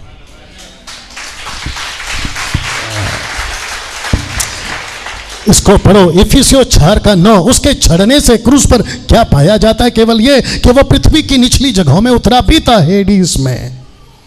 तो यीशु कहां थे? 3 रात 3 दिन हेडिस में। हेडिस मतलब क्या? पैराडाइज। वहां दूसरा डिपार्टमेंट है, रखूंगा। लेकिन यहां तक ठीक है? कितने लोग समझ रहे हैं? मैंने पूछा कितने लोग समझ रहे हैं? जो बीच में सिस्टर आंटीज बैठे हैं, आप लोग समझ रहे हैं या रिस्पॉन्ड करना है? वाह। हेडिस में 2 भाग हैं। अब यहां से हम और डीप जा रहे हैं। हेडिस में कितने भाग हैं? 2 भाग हैं। आइए पढ़ लेते हैं। पहला है पैराडाइज, जिसको कहते हैं स्वर्गलोक, और दूसरा है टार्टरस। टार्टरस जिसका अर्थ होता है प्लेस ऑफ टॉर्मेंट्स। टॉर्मेंट्स, एक ऐसी जगह जहां तड़प है, एक ऐसी जगह जहां तड़प है, बंधन है। और इसका जो ट्रांसलेशन है, कुछ लोग पूछ सकते हैं, आप भी पूछ सकते हैं, यहाँ पे भी पूछ सकते हैं कि स्वर्ग सुना था, नर्क सुना था, अधोलोक सुना था, ये सब सुना था, लेकिन टार्टरस कभी नहीं सुना था। और आपको बता दूं, मैंने खुद नहीं सुना था। मैं इसको अपने 30 साल के मिनिस्ट्री में मैंने खुद नहीं सुना था। और हम ऐसा सोचते थे, सब ठीक, हम ऐसा सोचते थे ना, इसके अंदर क्यों जाना है, ऊपर ऊपर से जाते हैं। लेकिन आपको पता है ना, मैंने एक बार क्या प्रचार किया था जब मैं बालक था, लेकिन जब सियाना हो गया, कब तक बैठे रहेंगे बोट में? पैर तो बाहर निकालना पड़ेगा ना, सपोर्ट चाहिए। कब तक बैठे रहेंगे बोट में? पैर तो बाहर निकालना पड़ेगा। या सब सोचेंगे वो करेगा वो करेगा, तो कोई नहीं करेगा, किसी ना किसी को तो बाहर निकलना। तो आपको फिर से बता देता हूं कि हेडिस में 2 भाग है या 2 डिपार्टमेंट्स हैं। एक है पैराडाइज, स्वर्गलोक, और दूसरा है टार्टरस। दोनों रखा है। टार्टरस को आप लोग दूसरा भी बोल सकते हैं, पिटलेस, एक ऐसी जगह जहां पे कैदी आत्माओं को बांध कर रखा जाता है, ठीक है ना। दूसरा पता 2:4 आपके बीच में पढ़ रहा हूं, और फिर उसका आपको ग्रीक ट्रांसलेशन भी दूंगा, तो आप लोग जल्दी से पढ़ ले। क्योंकि जब परमेश्वर ने उन स्वर्गदूतों को जिन्होंने पाप किया ना छोड़ा या नहीं छोड़ा, पर नरक में भेजकर, ये देखा, ये ट्रांसलेशन किसका है? इसको कहते हैं, यहां मिस्टेक हुई है, जबकि ये वो नरक नहीं है। और किंग जेम्स वर्जन जिसको मैं पढ़ चुका हूं, वहां पर ट्रांसलेशन हुआ है हेल, HELL, जो कि गलत है। आइए पढ़ते हैं, लिखा है नरक में बेचकर अंधेरे कुंडों में डाल दिया, अंधेरे कुंडों में डाल दिया। प्लूरल फॉर्म है, नॉट सिंगुलर, प्लूरल। कुंडों में डाल दिया ताकि न्याय के दिन तक, कौन सा दिन, कौन सा दिन, the day of the Lord. मैंने क्या कहा था, भारी पड़ने वाला है। कौन सा दिन, the day of the Lord. तो लिखा है कि न्याय के दिन तक बंदी रहे, तो इसका मतलब है कि इनको बांध के रखा गया है। ये लोग कहाँ हैं, टार्टरस में। कौन सा ट्रांसलेशन पढ़ते हैं आप? हिंदी नहीं मिलेगा, इंग्लिश नहीं मिलेगा, ओरिजिनल मैन्युस्क्रिप्ट ये देखो टार्टरस। और आपके 2 पीटर चैप्टर 2 वर्स 4 का है ये ट्रांसलेशन। यहां तक ठीक है? एक है पैराडाइज, दूसरा, इसको बोलना जारी रखो क्योंकि आपको काम आएगा। दूसरा है टार्टरस, बोल सकते हैं? बाहर से तेल मंगाओ जोर से। वो चाइनीज वाले आते हैं या चाय पिलाते हैं सबको, अगले हफ्ते से करें आपके लिए। एक है पैराडाइज और दूसरा है टार्टरस। अब इसको देखिए, कुछ लोग बोल सकते हैं ना, ये कहाँ है? We need evidence, we need examples और वी नीड सपोर्टेड स्क्रिप्चर। लीजिए, तो यीशु ने एक कहानी सुनाई थी लूका के 16वें अध्याय में, और ये रिकॉर्ड करता है वचन 22 से 26 तक में, क्योंकि उसका पहले का मुझे नहीं चाहिए। तो मैं आपको बता दूं कि ये वो व्यक्ति है जो यहां था, और यीशु लाजर को मिलने भी, जो कि कौन सा लाजर, वो लाजर नहीं, ये लाजर जिसको कहते धनवान और गरीब लाजर, ये इसको मिलने गए थे। कौन?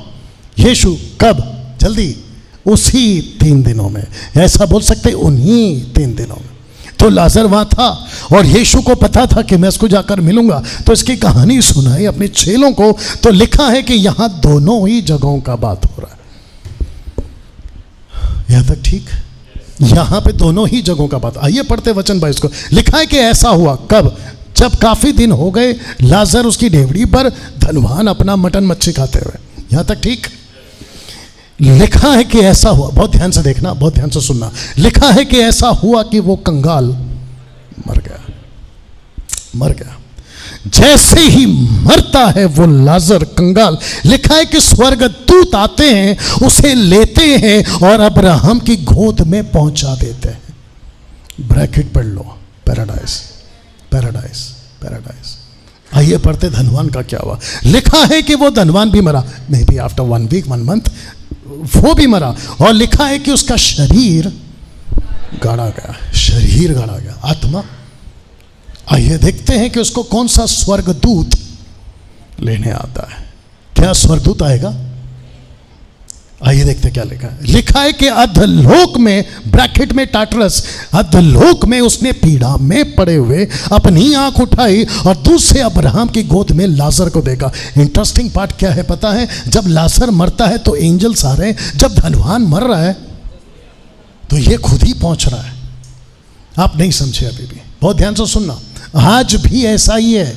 आप अगर मरोगे ना तो मुझे कौन लेने आएगा, मैं कहाँ जाऊँगा, मेरी आत्मा यहाँ भटकेगी कि वहाँ भटकेगी, मैं मरने के बाद में 7 दिन यहाँ रहूँगा, मैं घर के लोगों को, ऐसा कुछ नहीं है भाई। कुछ लोग कहते हैं मैं जैसे ही मरूंगा मैं कुत्ता बन जाऊंगा। कुत्ता जिंदा है,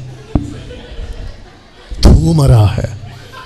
यू अंडरस्टैंड? कुछ लोग कहते हैं मैं कॉकरोच बन जाऊंगा, मैं चूहा बन जाऊंगा, क्योंकि नाना नानी काका काकी दादा दादी और पता नहीं ऐसे वैसे वाले ऐसी ऐसी कहानी सुना के गए कि बेटा खाओ पियो मजा करो, और वो राज कपूर जो बचा कुछ असर था वो पूरा करके गया। जीना यहाँ, मरना यहाँ, इसके सिवा जाना का तू खुद गया वो बता।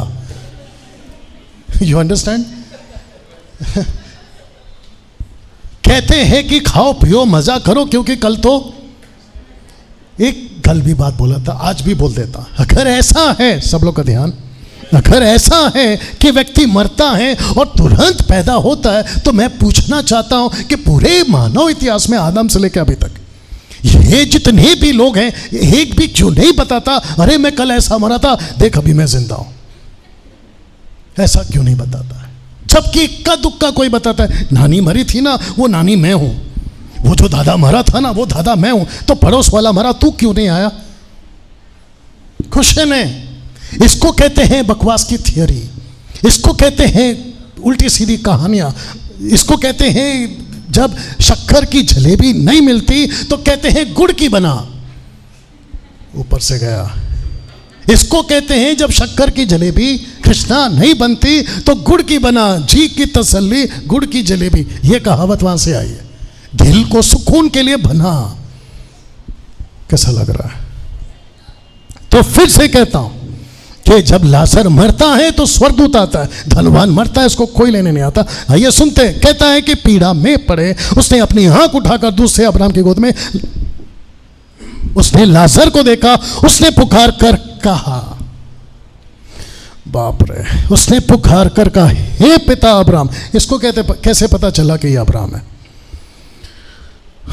अच्छों के होश ठिकाने आ जाते हैं वहां पे। आप शायद पॉइंट मिस कर गए, यहाँ पे नहीं आते ना, इतना समझाते नहीं आते, यहाँ पे नहीं आते बात समझ में। बोला हमारा वाला, तेरा वाला, उसका वाला, ऐसा वाला, वैसा वाला, पैसा वाला, वहां पहुंचोगे ना सब एक जैसे वाला। बोला यार यही है असली वाला, कहाँ था पता नहीं साला। You understand? तो कहता है कि पुकार कर कहा हे पिता अब्राहम, मुझ पर दया करके लाजर को भेज दे ताकि वो अपनी उंगली का सिरा पानी में भिगोकर मेरी जीभ को ठंडा करे। क्यों? क्योंकि मैं इस ज्वाला में तड़प रहा हूं। मेरा क्वेश्चन है आपको, मैंने अभी तक क्या बताया था? मैंने आपको बताया था कि दो स्थान है, एक है पैराडाइज और दूसरा है टाटरस। तो लाजर कहां है? पैराडाइज में। आपका धनवान कहां है?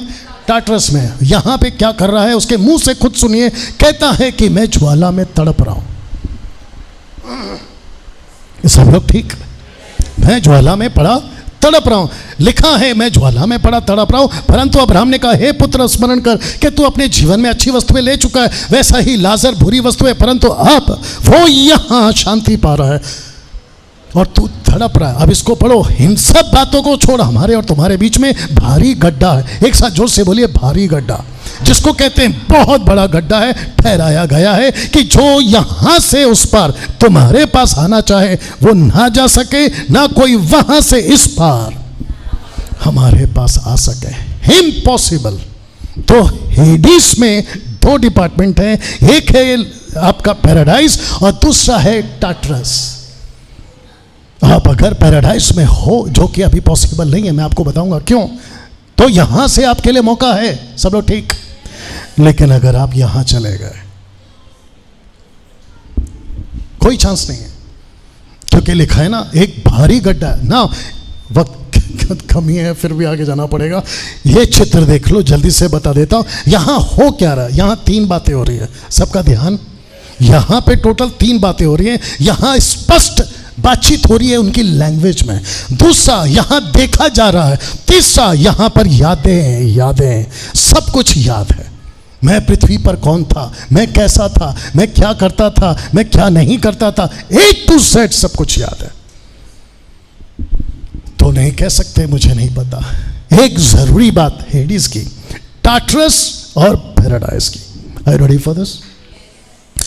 अब ये जगह पूरी तरह से खाली है अभी, राइट नाउ ये जगह पूरी तरह से खाली है, लेकिन ये जगह नहीं।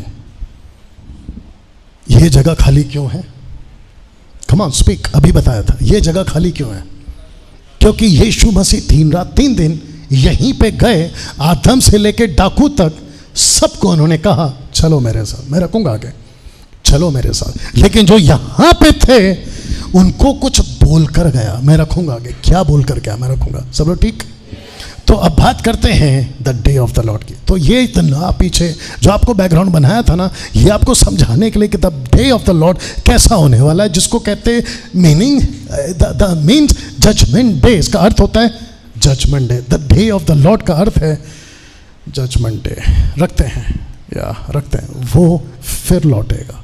याद है ये कपड़ा? वो फिर लौटेगा। ये मैसेज क्या था? आई विल कम बैक, मैं वापस आऊंगा। तो यीशु वापस आएगा।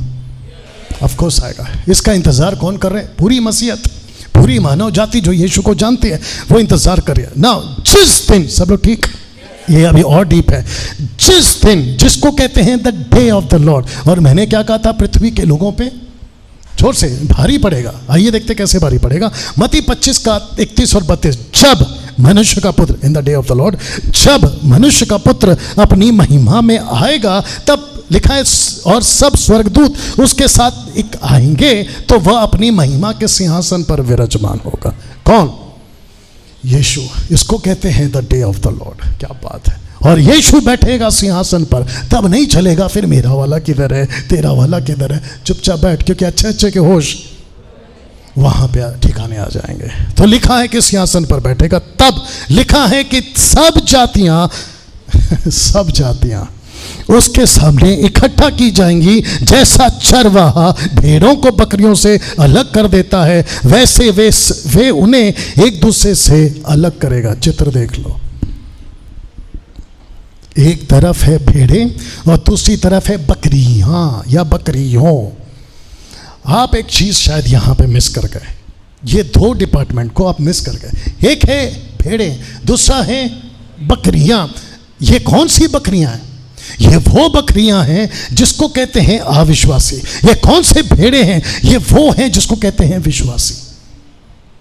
और ये वो अविश्वासी हैं। आपके दिमाग में अगर किसी का नाम आ रहा होगा, कोई संत का, कोई महात्मा का, कोई सेंट का, सेंट समझते हैं जिसको सेंट की पदवी मिलती है, उनको तक याद करो तो आपको पता चलेगा कि वो तक अभी टाटरस में है। वो तक अभी टाटरस में है। जिस डैनियल भाई ठीक से समझाओ, नाम नहीं ले सकता लेकिन ऐसे ही समझा देता हूँ, ठीक है ना। आपके नाम के आगे संत लगा था, वो तो पक्का स्वर्ग में होगा। आपके नाम के आगे गुरु लगा था, वो तो पक्का पैराडाइस में होगा। आपके नाम के आगे महात्मा लगा था, समझ में आ रहा है, वो तो पक्का पैराडाइस में होगा। आपके नाम के आगे तो दानवीर, करमवीर, चक्रवीर, वो वीर, ये तीर, वो चीर, ये सब कुछ लगा था। लेकिन यीशु कहता है कि बेटा, पैराडाइस में आने का एक ही लाइसेंस है और एक ही वजह है और एक ही जरिया है, यीशु को जब तक तू स्वीकार नहीं करता।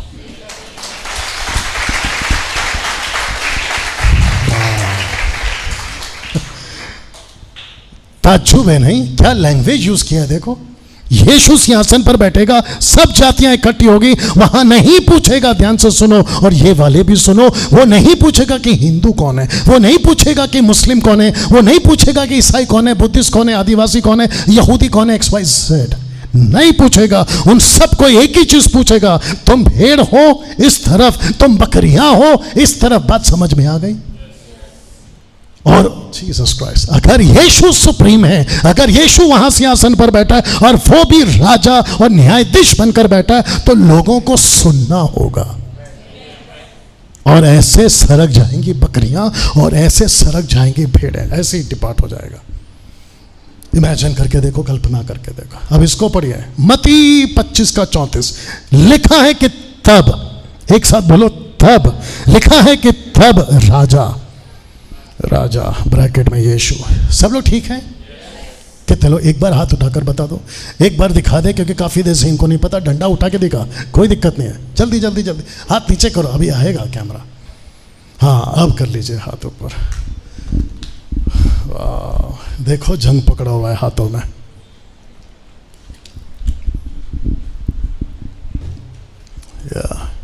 सेम पोजीशन सेट कर देना। मत्ती 25 का 34, सब लोग ठीक? लिखा है कि तब राजा ब्रैकेट में यीशु अपनी दाहिनी ओर वालों से कहेगा, किनसे? दाहिनी ओर पे कौन है? जल्दी, अभी बताया था। दाहिनी वाले कौन है? वो कौन है? वही तो पूछ रहा हूं। जिन्होंने यीशु को स्वीकार किया है, कहता है कि दाहिनी ओर वालों से कहेगा, हे मेरे पिता के धन्य लोगों, आओ उस राज्य के अधिकारी हो जाओ जो जगत के आदि से तुम्हारे लिए तैयार किया हुआ। अब इसको पढ़िए, तब वो कहेगा बाईं ओर वालों से, ये कौन है? बकरियां, बट कौन है? अविश्वासी। Very good. लिखा है कि तब वो बाईं ओर वालों से कहेगा, हे श्रापित लोगों। यहां कहता है धन्य लोगों, यहां कहता है श्रापित लोगों। चुनाव अभी करो कि वहां खड़े होकर खुद के लिए श्रापित बुलवाना है या वहां खड़े होकर खुद के लिए। एक छोटा सा एग्जांपल दे दूं। इट्स नॉट एग्जाम्पल बल्कि फैक्ट है ये। सलोमी के लिए मैं काम नहीं आऊंगा और मेरे लिए सलोमी काम नहीं आएगी। यहाँ पे एक जोड़ी बहुत क्या कहते हैं ना, फॉर्म में, सुबह उठते ही साथ में, शाम को आते ही साथ में, जाते साथ में, आते साथ में, खाते साथ में, और अगर मैं घर पे नहीं हूं तो रहते साथ में। ना तो सुमन के लिए काम आएगी सलोमी और ना काम आएगी हटाओ यार, यू अंडरस्टैंड, और ना ही तेरे लिए काम आऊंगा मैं। यहां किसी के लिए कोई काम नहीं आएगा, सबको व्यक्तिगत खड़ा होना होगा। बहुत बड़ी बात बोला मैंने, वापस बोलूं, सबको व्यक्तिगत खड़ा होना होगा। ऐसा हो सकता है कि यहां एक घर से आप लोग निकले थे, एक ही घर के छत से ऐसे 4 निकले थे, लेकिन यह पॉसिबल नहीं है कि जब यीशु आएगा तो उसी घर से 4 को उठाएगा। लेकिन कोई गारंटी नहीं है कि कोई दाहिनी ओर खड़ा रहेगा, कोई बाईं ओर। आप वहां पर नहीं बोल सकते एक्सक्यूज मी यीशु, एक मिनट, मेरा पप्पा उधर खड़ा है, जरा बुला सकते क्या? सट करके आएगा एक, कौन आएगा? एंजल, हाथ में उसकी तलवार होगी और वो भी चमकती हुई, सट करके मारेगा। चुपचाप खड़ा रहे। My goodness. खुरमेया किधर है? खुरमेया पीछे, खुरमेया राइट, हाँ वो वहां पे बोल सकता है। पास्टर अजय दास सर दाई तरफ है, राइट साइड में, मैं लेफ्ट में हूं। हे अजय, हे इधर मेरे को थोड़ा बुला के ले। No chance. अजय खुद सोच रहा होगा तू तेरा देख, मैं मेरा देख रहा हूं इधर। You understand? वहां ऐसा कुछ नहीं चलेगा, सबको व्यक्तिगत अपने लिए खड़ा होना होगा। और उस वक्त पता चलेगा राइट वाले को कि लेफ्ट की कीमत क्या है, और लेफ्ट वाले को पता चलेगा जो से राइट की कीमत क्या है। कैसा लग रहा है? और जिसके चलते दूसरा कुरिन्थियों 5:10 लिखा, अवश्य है कि हम सबका हाल मसीह के न्याय सिंहासन आसन के सामने खुल जाए। हर एक व्यक्ति, ब्रैकेट में सब, अपने अपने भले बुरे कामों का बदला जो उसने देह के द्वारा किए हैं देगा। ये व्यक्ति को आप खुद की जगह पे खड़ा करो, इस व्यक्ति को आप अपने आप को लेकर आओ यहां पर, और जो यहां पे भीड़ है ना लाखों करोड़ों की, उनको खुद की जगह पे रखो। लिखा है प्रेरितों की किताब 24:15, कहता है परमेश्वर से आशा रखता हूं जो वे आप भी रखते हैं कि धर्मी और अधर्मी दोनों का जी उठना होगा।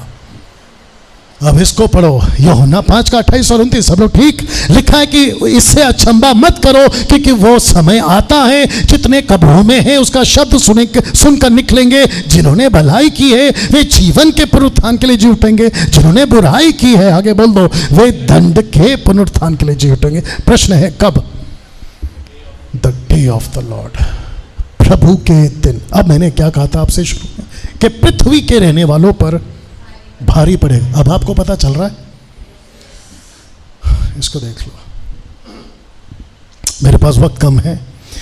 आप सबसे पहला ये पढ़ो, ये वाला इब्रानियों 5:9 लिखा है कि जैसे मनुष्य के लिए एक बार मरना, उसके बाद न्याय का होना नियुक्त है। It has been appointed for every mankind, इसके लिए नियुक्त किया गया है। आदमी मरेगा, माफ करना, आदमी पैदा होगा, जोर से बोलना है, और आदमी मरेगा, और जैसे ही मरेगा लिखा है कि उसका सीधा न्याय, वो तो पक्का है। तो ये नहीं कहना कि मरने के बाद आदमी फिर पैदा होगा, फिर जिंदा होगा, बकवास। सब लोग ठीक? आप इस तरफ ये, इसको आप पिलर बोलो, क्या बोलना है बोलो, ये डंडा देख लो और ये डंडा देख लो। तो जब तक आदमी पैदा होता है, जब तक आदमी जिंदा है, उसको ऐसा लगता है, बहुत सारी किताबें हैं ना, नाम तो नहीं ले सकता, बहुत सारी किताबें, ये रास्ता हमारा है, वो रास्ता हमारा है, तू इधर मत चल, तू उधर मत चल। बेटा सब ठीक है, ये यहाँ का सिस्टम है, लेकिन जैसे ही आदमी मरेगा एक ही रास्ता है। बाप रे, यहाँ पे बहुत झगड़ा है, ये हमारा, वो हमारा, ये ऐसा, वो वैसा। बेटा ठीक है, अच्छा जब हम सुनाते तो नहीं सुनते। आज थोड़ा टाइम ले जाएगा, बर्दाश्त करेंगे प्लीज। सब लोग ठीक है ना? यहाँ समझाते तो नहीं सुनते, लेकिन यहाँ पर एक ही रहता है। तो आप ये सबसे पहला शब्द को पढ़ लो, इन्फेंट्स, और दूसरा है ट्रू क्रिश्चियंस। तो ये जब मरेंगे तो ये सीधा यहाँ पे, जिसको कहते हैं पैराडाइज। ओके, ये कौन सा पैराडाइज है मैं वो भी बताऊंगा, क्योंकि जो पहला पैराडाइज है वो तो खाली हो चुका है, ठीक है ना, मैं आपको बताऊंगा। तो लिखा है दूसरा नीचे, lost in sin both, lost in sin both. ये बोथ कौन है? Believers and unbeliever. जब ये मरते तो ये कहां जाएंगे? टाटरस। और जो यहां एक बार गया, आगे का बोला करो जल्दी से, जो एक बार यहां गया रीना, वो वापस कभी नहीं लौटेगा। सब लोग ठीक? जो एक बार यहां गया वो वापस कभी नहीं आएगा। इसलिए जब तक जिंदा हो तब तक बचो, डाकू की तरह, डाकू की तरह, राइट वाला नॉट लेफ्ट वाला। उसने कहा मुझे याद करो, बच गया हो। दूसरे ने कहा खुद भी बच, मुझे भी बचा। इसका मतलब है उसको यहां की दुनिया प्यारी थी। सी? तो लिखा है कि जो बच्चे मरते, इन्फेंट्स का मतलब है बच्चे, जो छोटे बच्चे मरते हैं, जिनका होश नहीं है, वो बच्चे स्वर्ग जाएंगे। नहीं, यहां पे बोलना उचित नहीं है। जब हादसे होते हैं ना, बच्चे मरते हैं ना, बट अदर साइड क्या है? बच गए। अगर बड़े होके माँ बाप के रास्ते पे चलते, यू अंडरस्टैंड?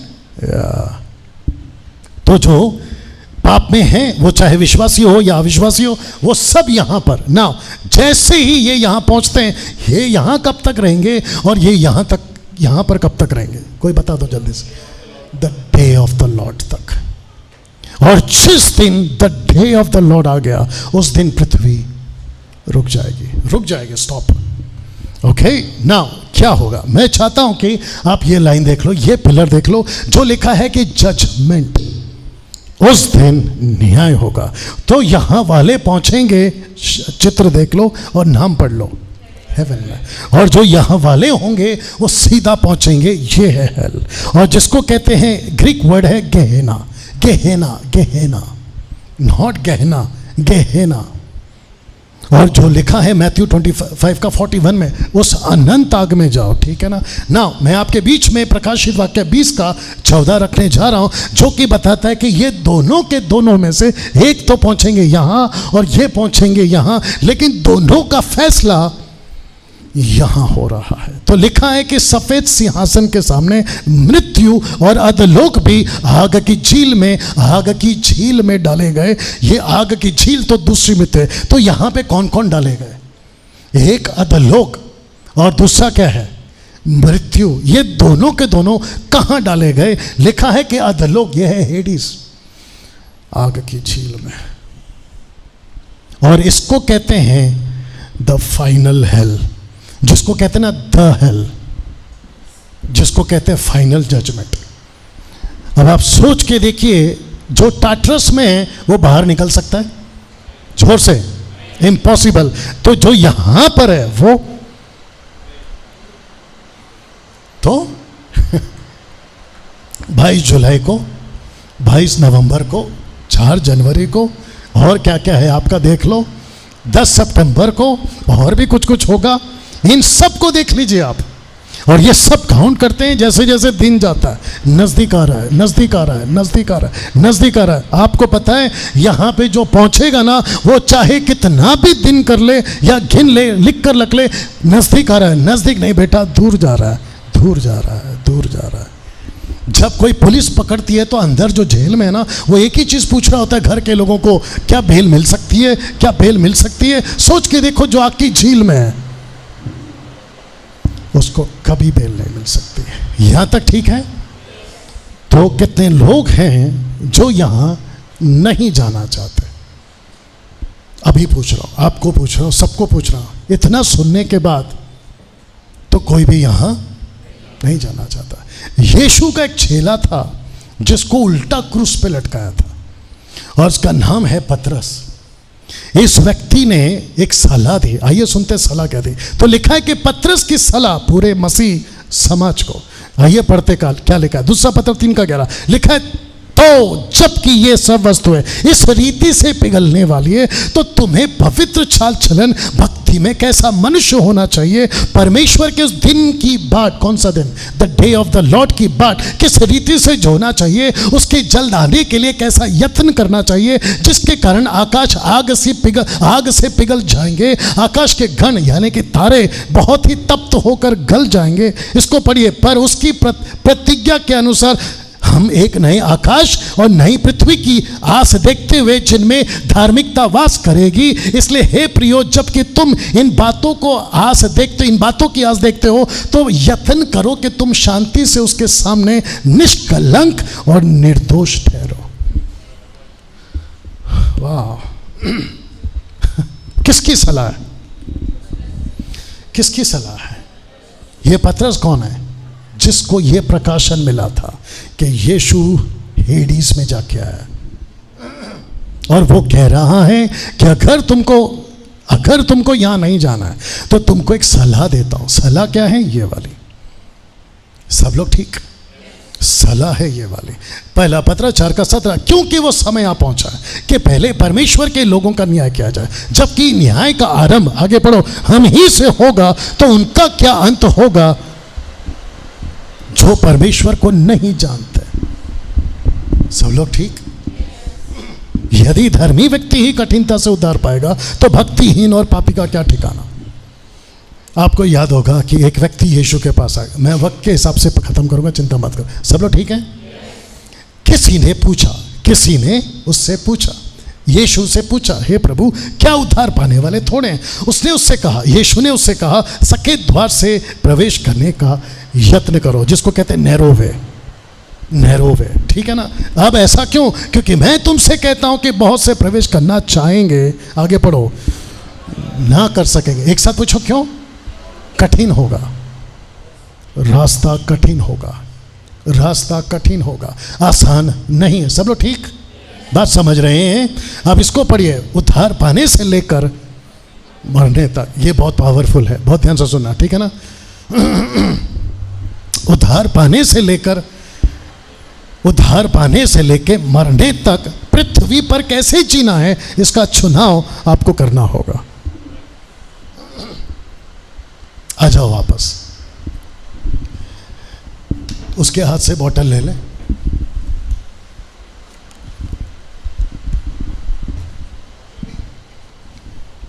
कैप बंद कर दे।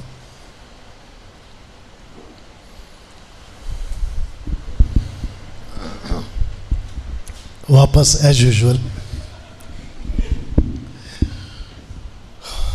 वाह, सब लोग ठीक? मैं फिर पढ़वा देता हूं क्योंकि आपको नहीं दिखेगा, मुझे यहां दिख रहा है। उद्धार पाने से लेके मरने तक पृथ्वी पर कैसे जीना है, उसका चुनाव आपको करना होगा। ओके? ये भी विश्वासी। इसमें फर्क एक ही है। इस व्यक्ति ने पृथ्वी पर कैसे जीऊंगा, इसने तय किया है कि मुझे कितना खाना है, कितना पहनना है, कितना देखना है, कितना सुनना है, कहाँ तक जाना है, कहाँ तक नहीं जाना है, इसने तय किया। और आपको पता है, जब इसका उद्धार, नाटक चल रहा है, जब इसका उद्धार हुआ, एक सोचते 25 साल का था, 25 साल का, और दाऊद के हिसाब से जो कहता है 70-80 तक जिएगा, तो एक काम करते हैं, इसको 75 तक जिंदा रखते हैं इसको। ठीक है? तो 25 से 75 तक पहुंचने के लिए इसको कितने सालों की तैयारी करना है?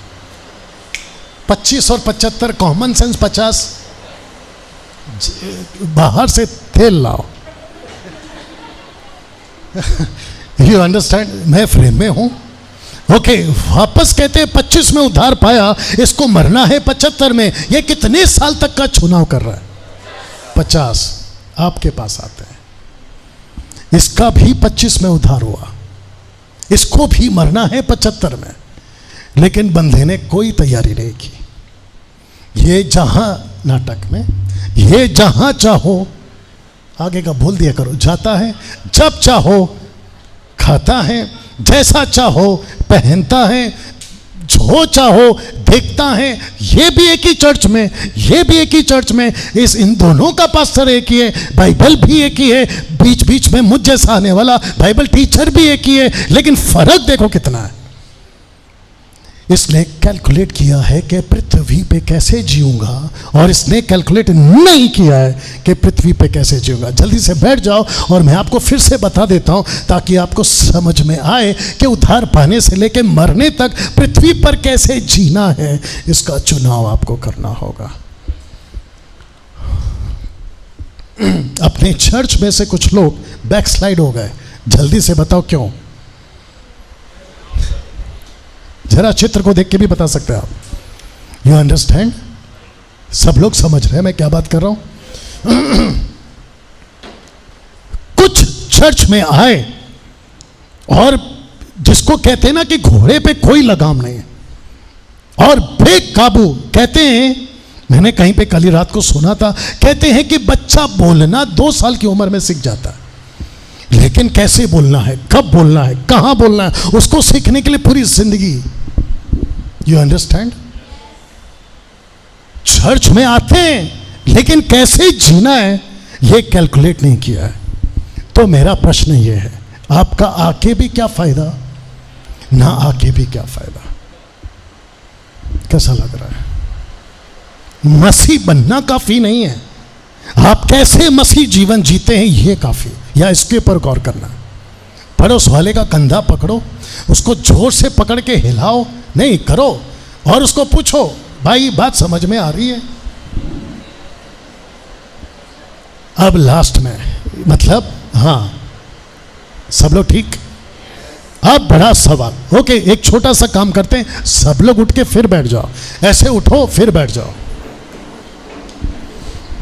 ओके, अब उठ गए हैं तो पैर को थोड़ा ऐसा मार लो और हाथ को ऐसा ऊपर कर लो और कम से कम 4 लोगों को जय मसीह या प्रेज द लॉर्ड बोल के फिर बैठ जाओ।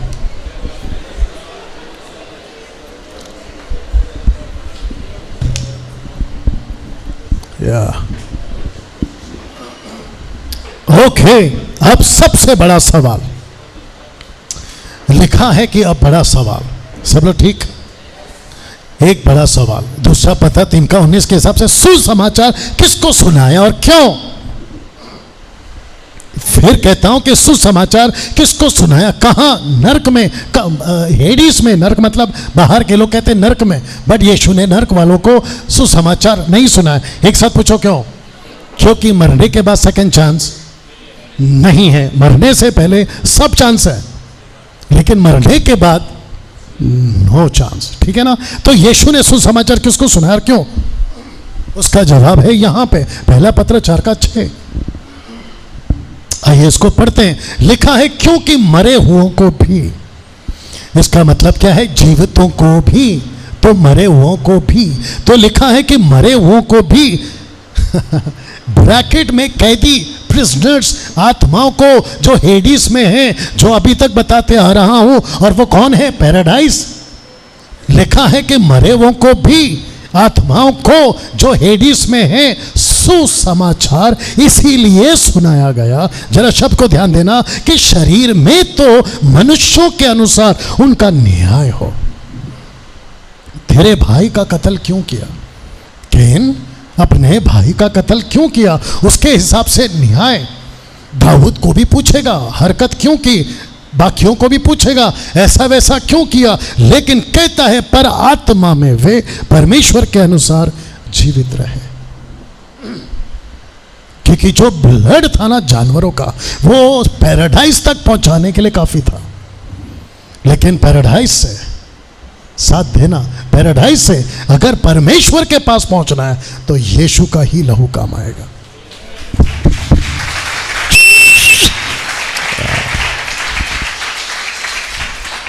बहुत ध्यान से सुनना, क्योंकि जो लैंग्वेज हम पढ़ते हैं वो हिंदी है, जो लैंग्वेज हम पढ़ते हैं वो इंग्लिश है, लेकिन लिखा है कि सुसमाचार। अगर आपने यहाँ पे फोकस किया होगा, मैंने इसको स्टार दिया है। क्यों?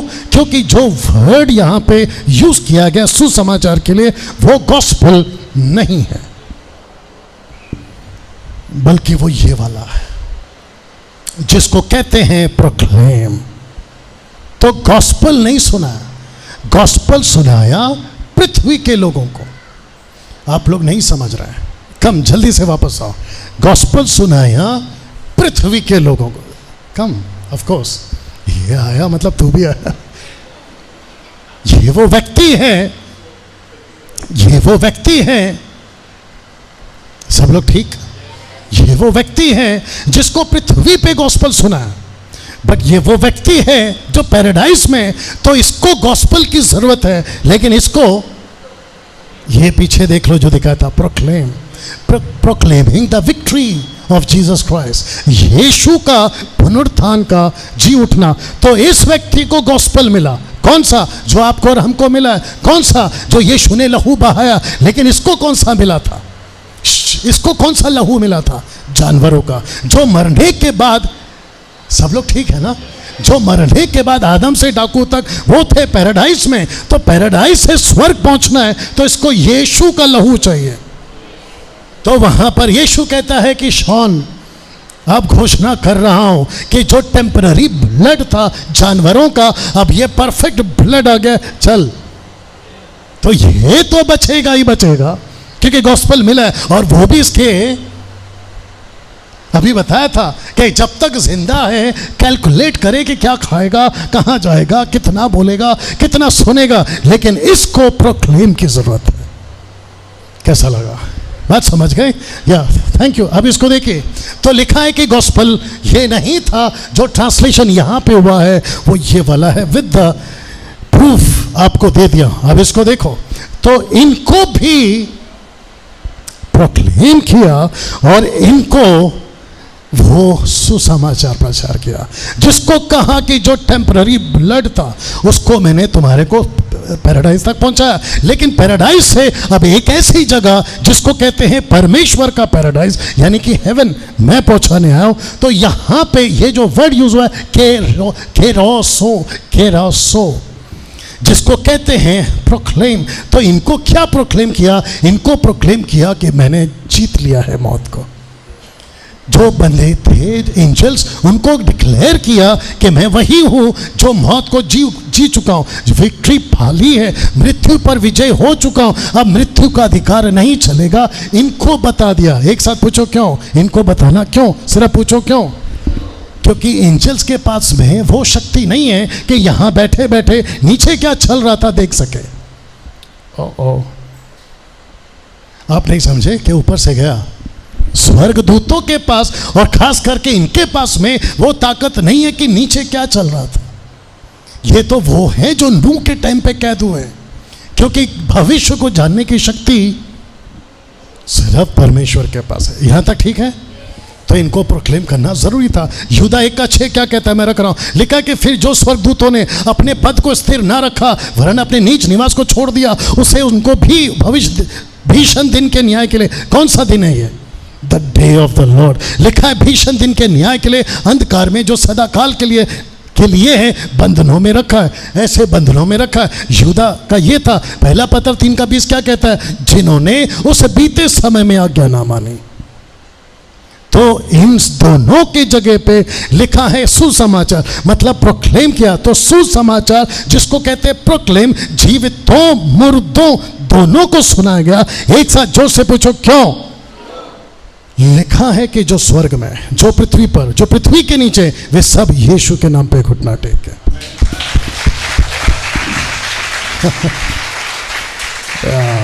इफिसियों 4:8 और 10। सब लोग ठीक है?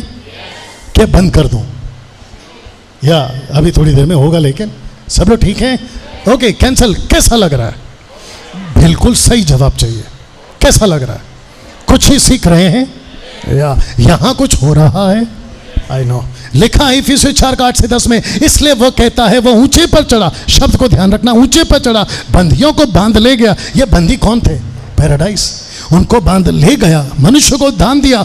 उसके चढ़ने से क्या पाया जाता है? केवल यह कि वो पृथ्वी की निचली जगहों में उतरा भी था। इसको भी ध्यान रखना। जो ऊपर, जो उतर गया नीचे, ये वही है जो सारे आकाश से ऊपर चढ़ भी गया कि सब कुछ को परिपूर्ण करे। अब इसको सुनो, तू ऊंचे पर चढ़ा। ये कौन कह रहा है? दाऊद। तू ऊंचे पर चढ़ा, तू लोगों को बंधुआई में ले गया, मतलब पैराडाइज से छुड़ा लिया तूने मनुष्यों से, वरना हटी ले मनुष्यों से भी भेंट ली या भेंटें ली। मतलब विजिट किया, जिससे ये परमेश्वर, यहाँ परमेश्वर उनमें वास करे। वास का मतलब ये नहीं है कि उनके बीच में जाए या उनके अंदर है, वास का मतलब होता है उनको दिखाई दे। ये हठीले कौन थे? ये हठीले कौन थे? आप ऐसा लिखो ना कि मनुष्य थे। हठीले क्यों? तो एक साथ पूछो क्यों? सारा ठेका मैंने लिया है ना, तो मैं ही बताऊंगा। तो वापस पूछो, ये हठीले क्यों? क्यों? ये वो हैं जिसको कहते हैं निफेलियम्स, जिसको उत्पत्ति के 6वें अध्याय में देखा गया था, और जिसको कहते हैं दानव, जिनकी कद एक नॉर्मल इंसान की नहीं होती थी, और ये सारे के सारे टाट्रस में थे। तो इनको प्रोक्लेम किया, लेकिन जो यहां पे थे आदम से डाकू, जो धर्मी थे, उनको भी सुसमाचार सुनाया। कौन सा वाला? प्रोक्लेम। और उनको कहा चलो यहां से। तो लिखा है कि ये जगह पूरी तरह से खाली की गई है। हर दिन ये जगह भरी जा रही है, मतलब भरती जा रही है। आप जानना चाहते हैं, किसी के पास अगर गूगल ओपन है तो चेक कर सकते हैं जो मैं रख रहा हूं। सब लोग ठीक? आप जानना चाहते हैं कि प्रतिदिन यहाँ पे, प्रतिदिन, हाँ, not every week, not every month, not every year, प्रतिदिन, एवरी डे यहाँ कितने लोग जाते हैं? जानना चाहते हो? Are you ready for this? 1,50,000 पूरी दुनिया से। 1,50,000। आपका भारत किधर है? और सबसे टॉप पे कौन है? चाइना। अकॉर्डिंग टू 2023 कैलकुलेशन के हिसाब से बात कर रहा हूं, तो चाइना में 29, ऑलमोस्ट 30,000 लोग मरते हैं एवरी डे। 26,000 इंडिया में, यूनाइटेड स्टेट में 8,000, बाकी कैलकुलेट देख लेना। नाइजीरिया 7,500, इंडोनेशिया कुछ 6,000, रशिया जो कि ज़्यादा होना चाहिए 5,000, पाकिस्तान 4,500, जापान 4,500, ब्राज़ील कुछ 4,000, जर्मनी 3,000। प्रतिदिन मरते हैं। कहाँ पहुँचते हैं? जोर से टाट्रस। कैसा लग रहा है? मैंने पूछा कैसा लग रहा है? बात समझ में आ रही है? आदम से लेकर डाकू तक सबको परमेश्वर के पास पहुंचाया। कब? उन 3 दिनों में। प्रोक्लेम किया, बोला चलो। प्रोक्लेम किया, बोला चलो। और जिसके लिए लिखा है इफिसियों 4:8 में, वह ऊंचे पर क्रूस पर चढ़ा, बंदियों को बांध ले गया। कैथलिक वालों का एक कॉन्सेप्ट है, कैथलिक वालों का एक कॉन्सेप्ट है कि जो लोग मरते हैं उनको एक प्रकार का टॉर्चर से गुजरना पड़ता है, फिर जीसस आते हैं और उनको लेकर जाते हैं। तो मुझे फेसबुक पे, गूगल में ये फोटो मिला, तो मैंने सोचा कि आपको समझाने के लिए ये जरा ठीक रहेगा। तो आप हैं यीशु, ये सब है पवित्र लोग, और ये वो एंजल्स है जिनको कैद किया गया। तो फोटो दूसरा नहीं मिला, इसलिए रखा हूँ। और साथ ही साथ ये फोटो देख लो कि ये वो हैं जिसको कैद किया गया, और ये वो पवित्र लोग हैं, आदम से लेके डाकू तक। अब एक इंटरेस्टिंग पार्ट, सब लोग ठीक? अभी तक पैराडाइज ऊपर था कि नीचे? अगर आपने गौर किया होगा, मैं आपको कहते आ रहा था ना, इसको ध्यान रखो। पैराडाइज अभी तक डाकू तक नीचे था कि ऊपर? जोर से, पक्का? ओके, सही जवाब। लेकिन जो परमेश्वर का पैराडाइज है वो ऊपर है। ओके। प्रूफ चाहिए। लीजिए, प्रकाशित वाक्य 2:7 विद द ओरिजिनल मैन्युस्क्रिप्ट लिखा है, आपके बिल्कुल ठीक साइड में लिखा है कि जिसके कान हो वह सुन ले कि आत्मा कलीसियाओं से क्या कहती है। जो जय पाए, मैं उसे जीवन के पेड़ में से, जो परमेश्वर के स्वर्गलोक में जिसको कहा गया है पैराडाइज। तो जो पैराडाइज था डाकू तक, वो था नीचे। जो परमेश्वर का पैराडाइज है वो है ऊपर। वाह, आप नहीं समझे। तो जो डाकू तक मरते थे वो उस पैराडाइज में जाते थे, जो डाकू के बाद मरे हैं वो सब ऊपर। तो जब कल को आप मरोगे, जो कि मैं नहीं चाहता, लेकिन कहीं ना कहीं वजह से अगर आप मर गए तो आप नीचे की तरफ नहीं जाओगे, ऊपर की तरफ जाओगे। ओके, सपोर्टिव स्क्रिप्चर दे दो, सपोर्टिव स्क्रिप्चर लीजिए, जो कि मैंने आपको स्पॉट करने के लिए दिया, इसको आप लोग देख लीजिएगा। पैराडाइज, पौलुस क्या कहता है आफ्टर दैट पैराडाइज, 2 कुरिन्थियों 12:2-4 कहता है, मैं मसीह में एक मनुष्य को जानता हूँ, 14 वर्ष हुए कि ना जाने दह सहित ना जाने दह रहित, परमेश्वर जानता है, ऐसा मनुष्य 30 से स्वर्ग पर उठा लिया गया। मैं ऐसे मनुष्य को जानता हूँ, ना जाने दह सहित ना जाने दह रहित, मतलब जिंदा था कि मर गया मालूम नहीं, परमेश्वर ही जानता है कि स्वर्ग लोक पर उठा लिया गया। स्वर्ग लोक, तो परमेश्वर के 30वें स्वर्ग को ये परमेश्वर का स्वर्ग लोक कहता है, और ये दोनों का ट्रांसलेशन आपके बीच में रख दिया। ये है हेवन और ये है पैराडाइज, जो कि नीचे नहीं ऊपर है।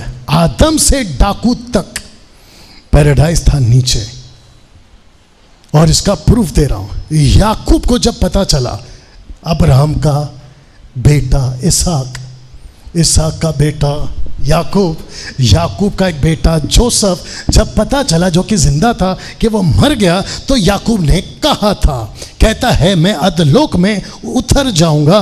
तो वचन को पढ़िए 37 का 35 में, और वह यही कहता रहा, मैं तो विलाप करता हुआ अपने पुत्र के पास अधलोक में उतर जाऊंगा। उतर जाऊंगा, कहाँ उतर जाऊंगा? नीचे।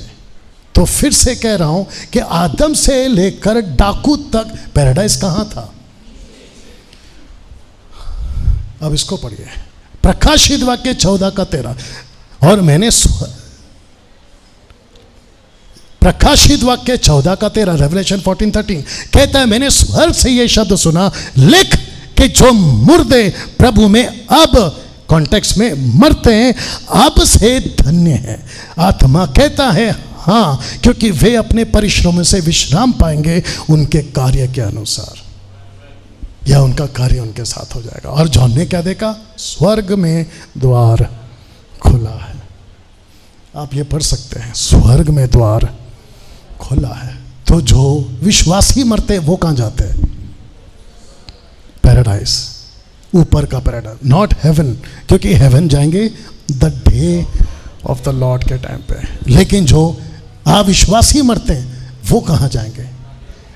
कहाँ है वो? नीचे। नाम क्या है? और जो वहां गया वापस नहीं आ सकता।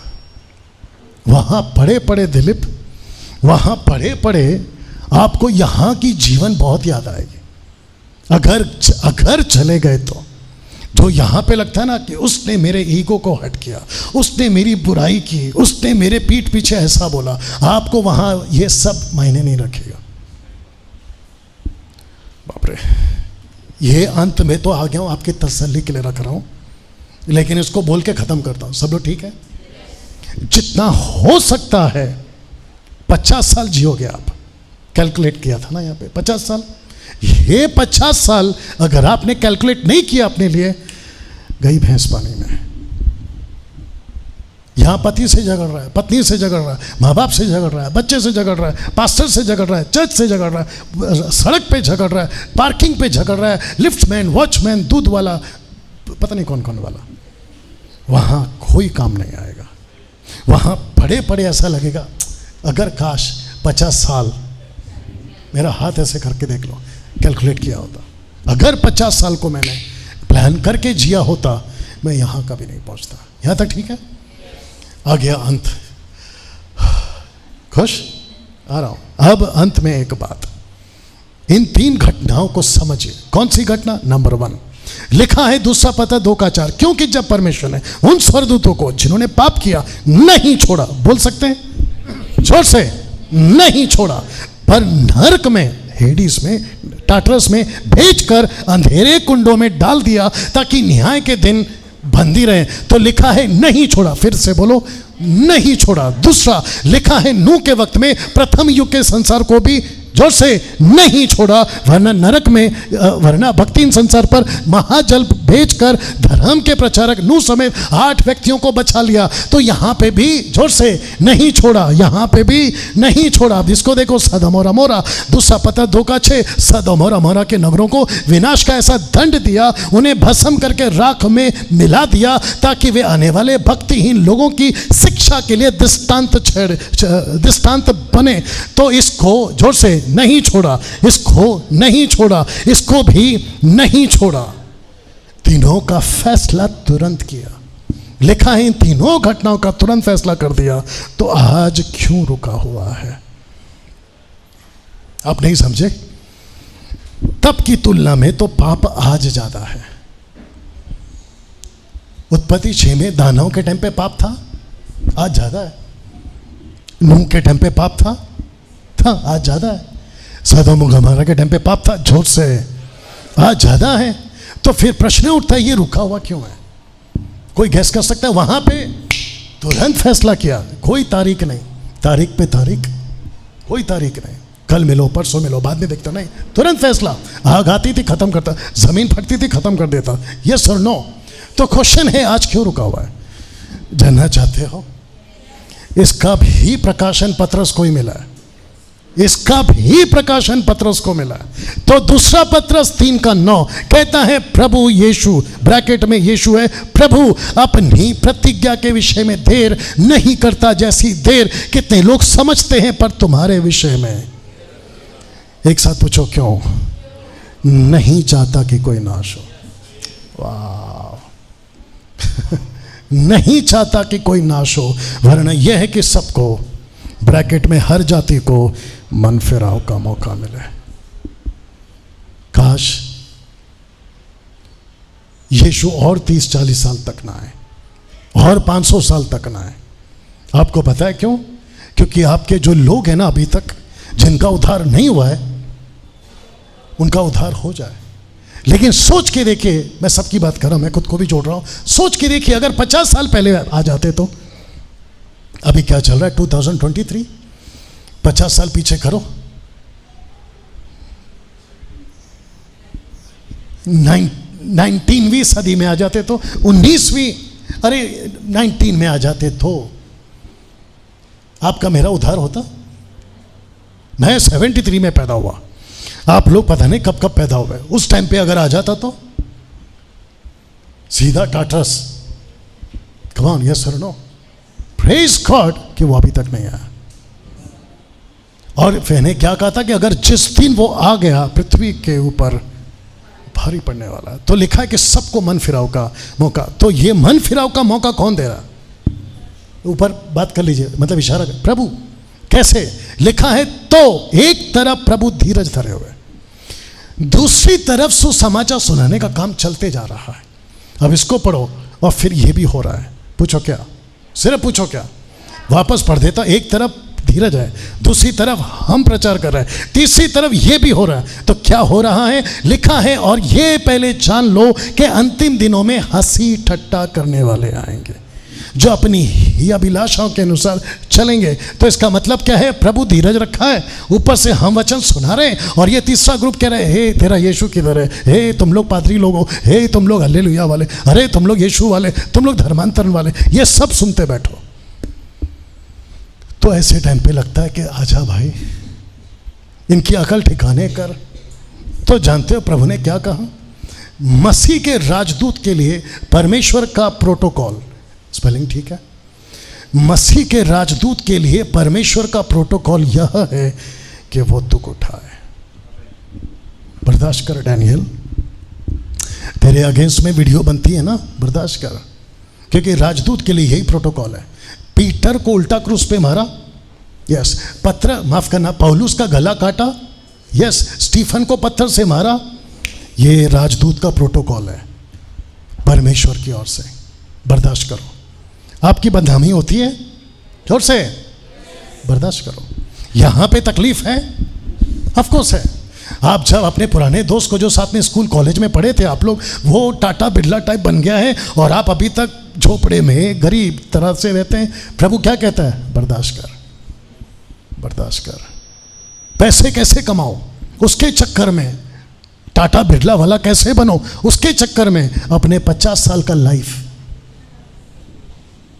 आपके पास। इसलिए पौलुस कहता है जो है उसी में खुश रहो, क्योंकि बाप रे 5 करोड़पति एक साथ मर गए। 5 करोड़पति 2-2 करोड़ का टिकट लेकर गए थे मौत की। बात समझ में आ रही है? वो कौन सा जहाज था? ये खुद बन गए टाइटैनिक। ऐसे चिथड़े उड़े जहां तक मैंने सुना, ब्लास्ट हो गया। क्या उनका करोड़ों पैसा बचा पाया? मुकेश अंबानी का पिता, क्या नाम था उनका, धीरू भाई, लाखों रुपए की मशीन मंगाकर उनको चंद सांसें दे दे, वो भी फेल हो गया। बताइए। तो तब कहता है बादशाह सिकंदर, और उसको कहां से मिला मुझे नहीं पता, क्योंकि वो लिखा है बाइबल के अंदर। वो कहता है कि आदमी आया था खाली, जाएगा खाली। कैसा लगा? सब खड़े हो जाए।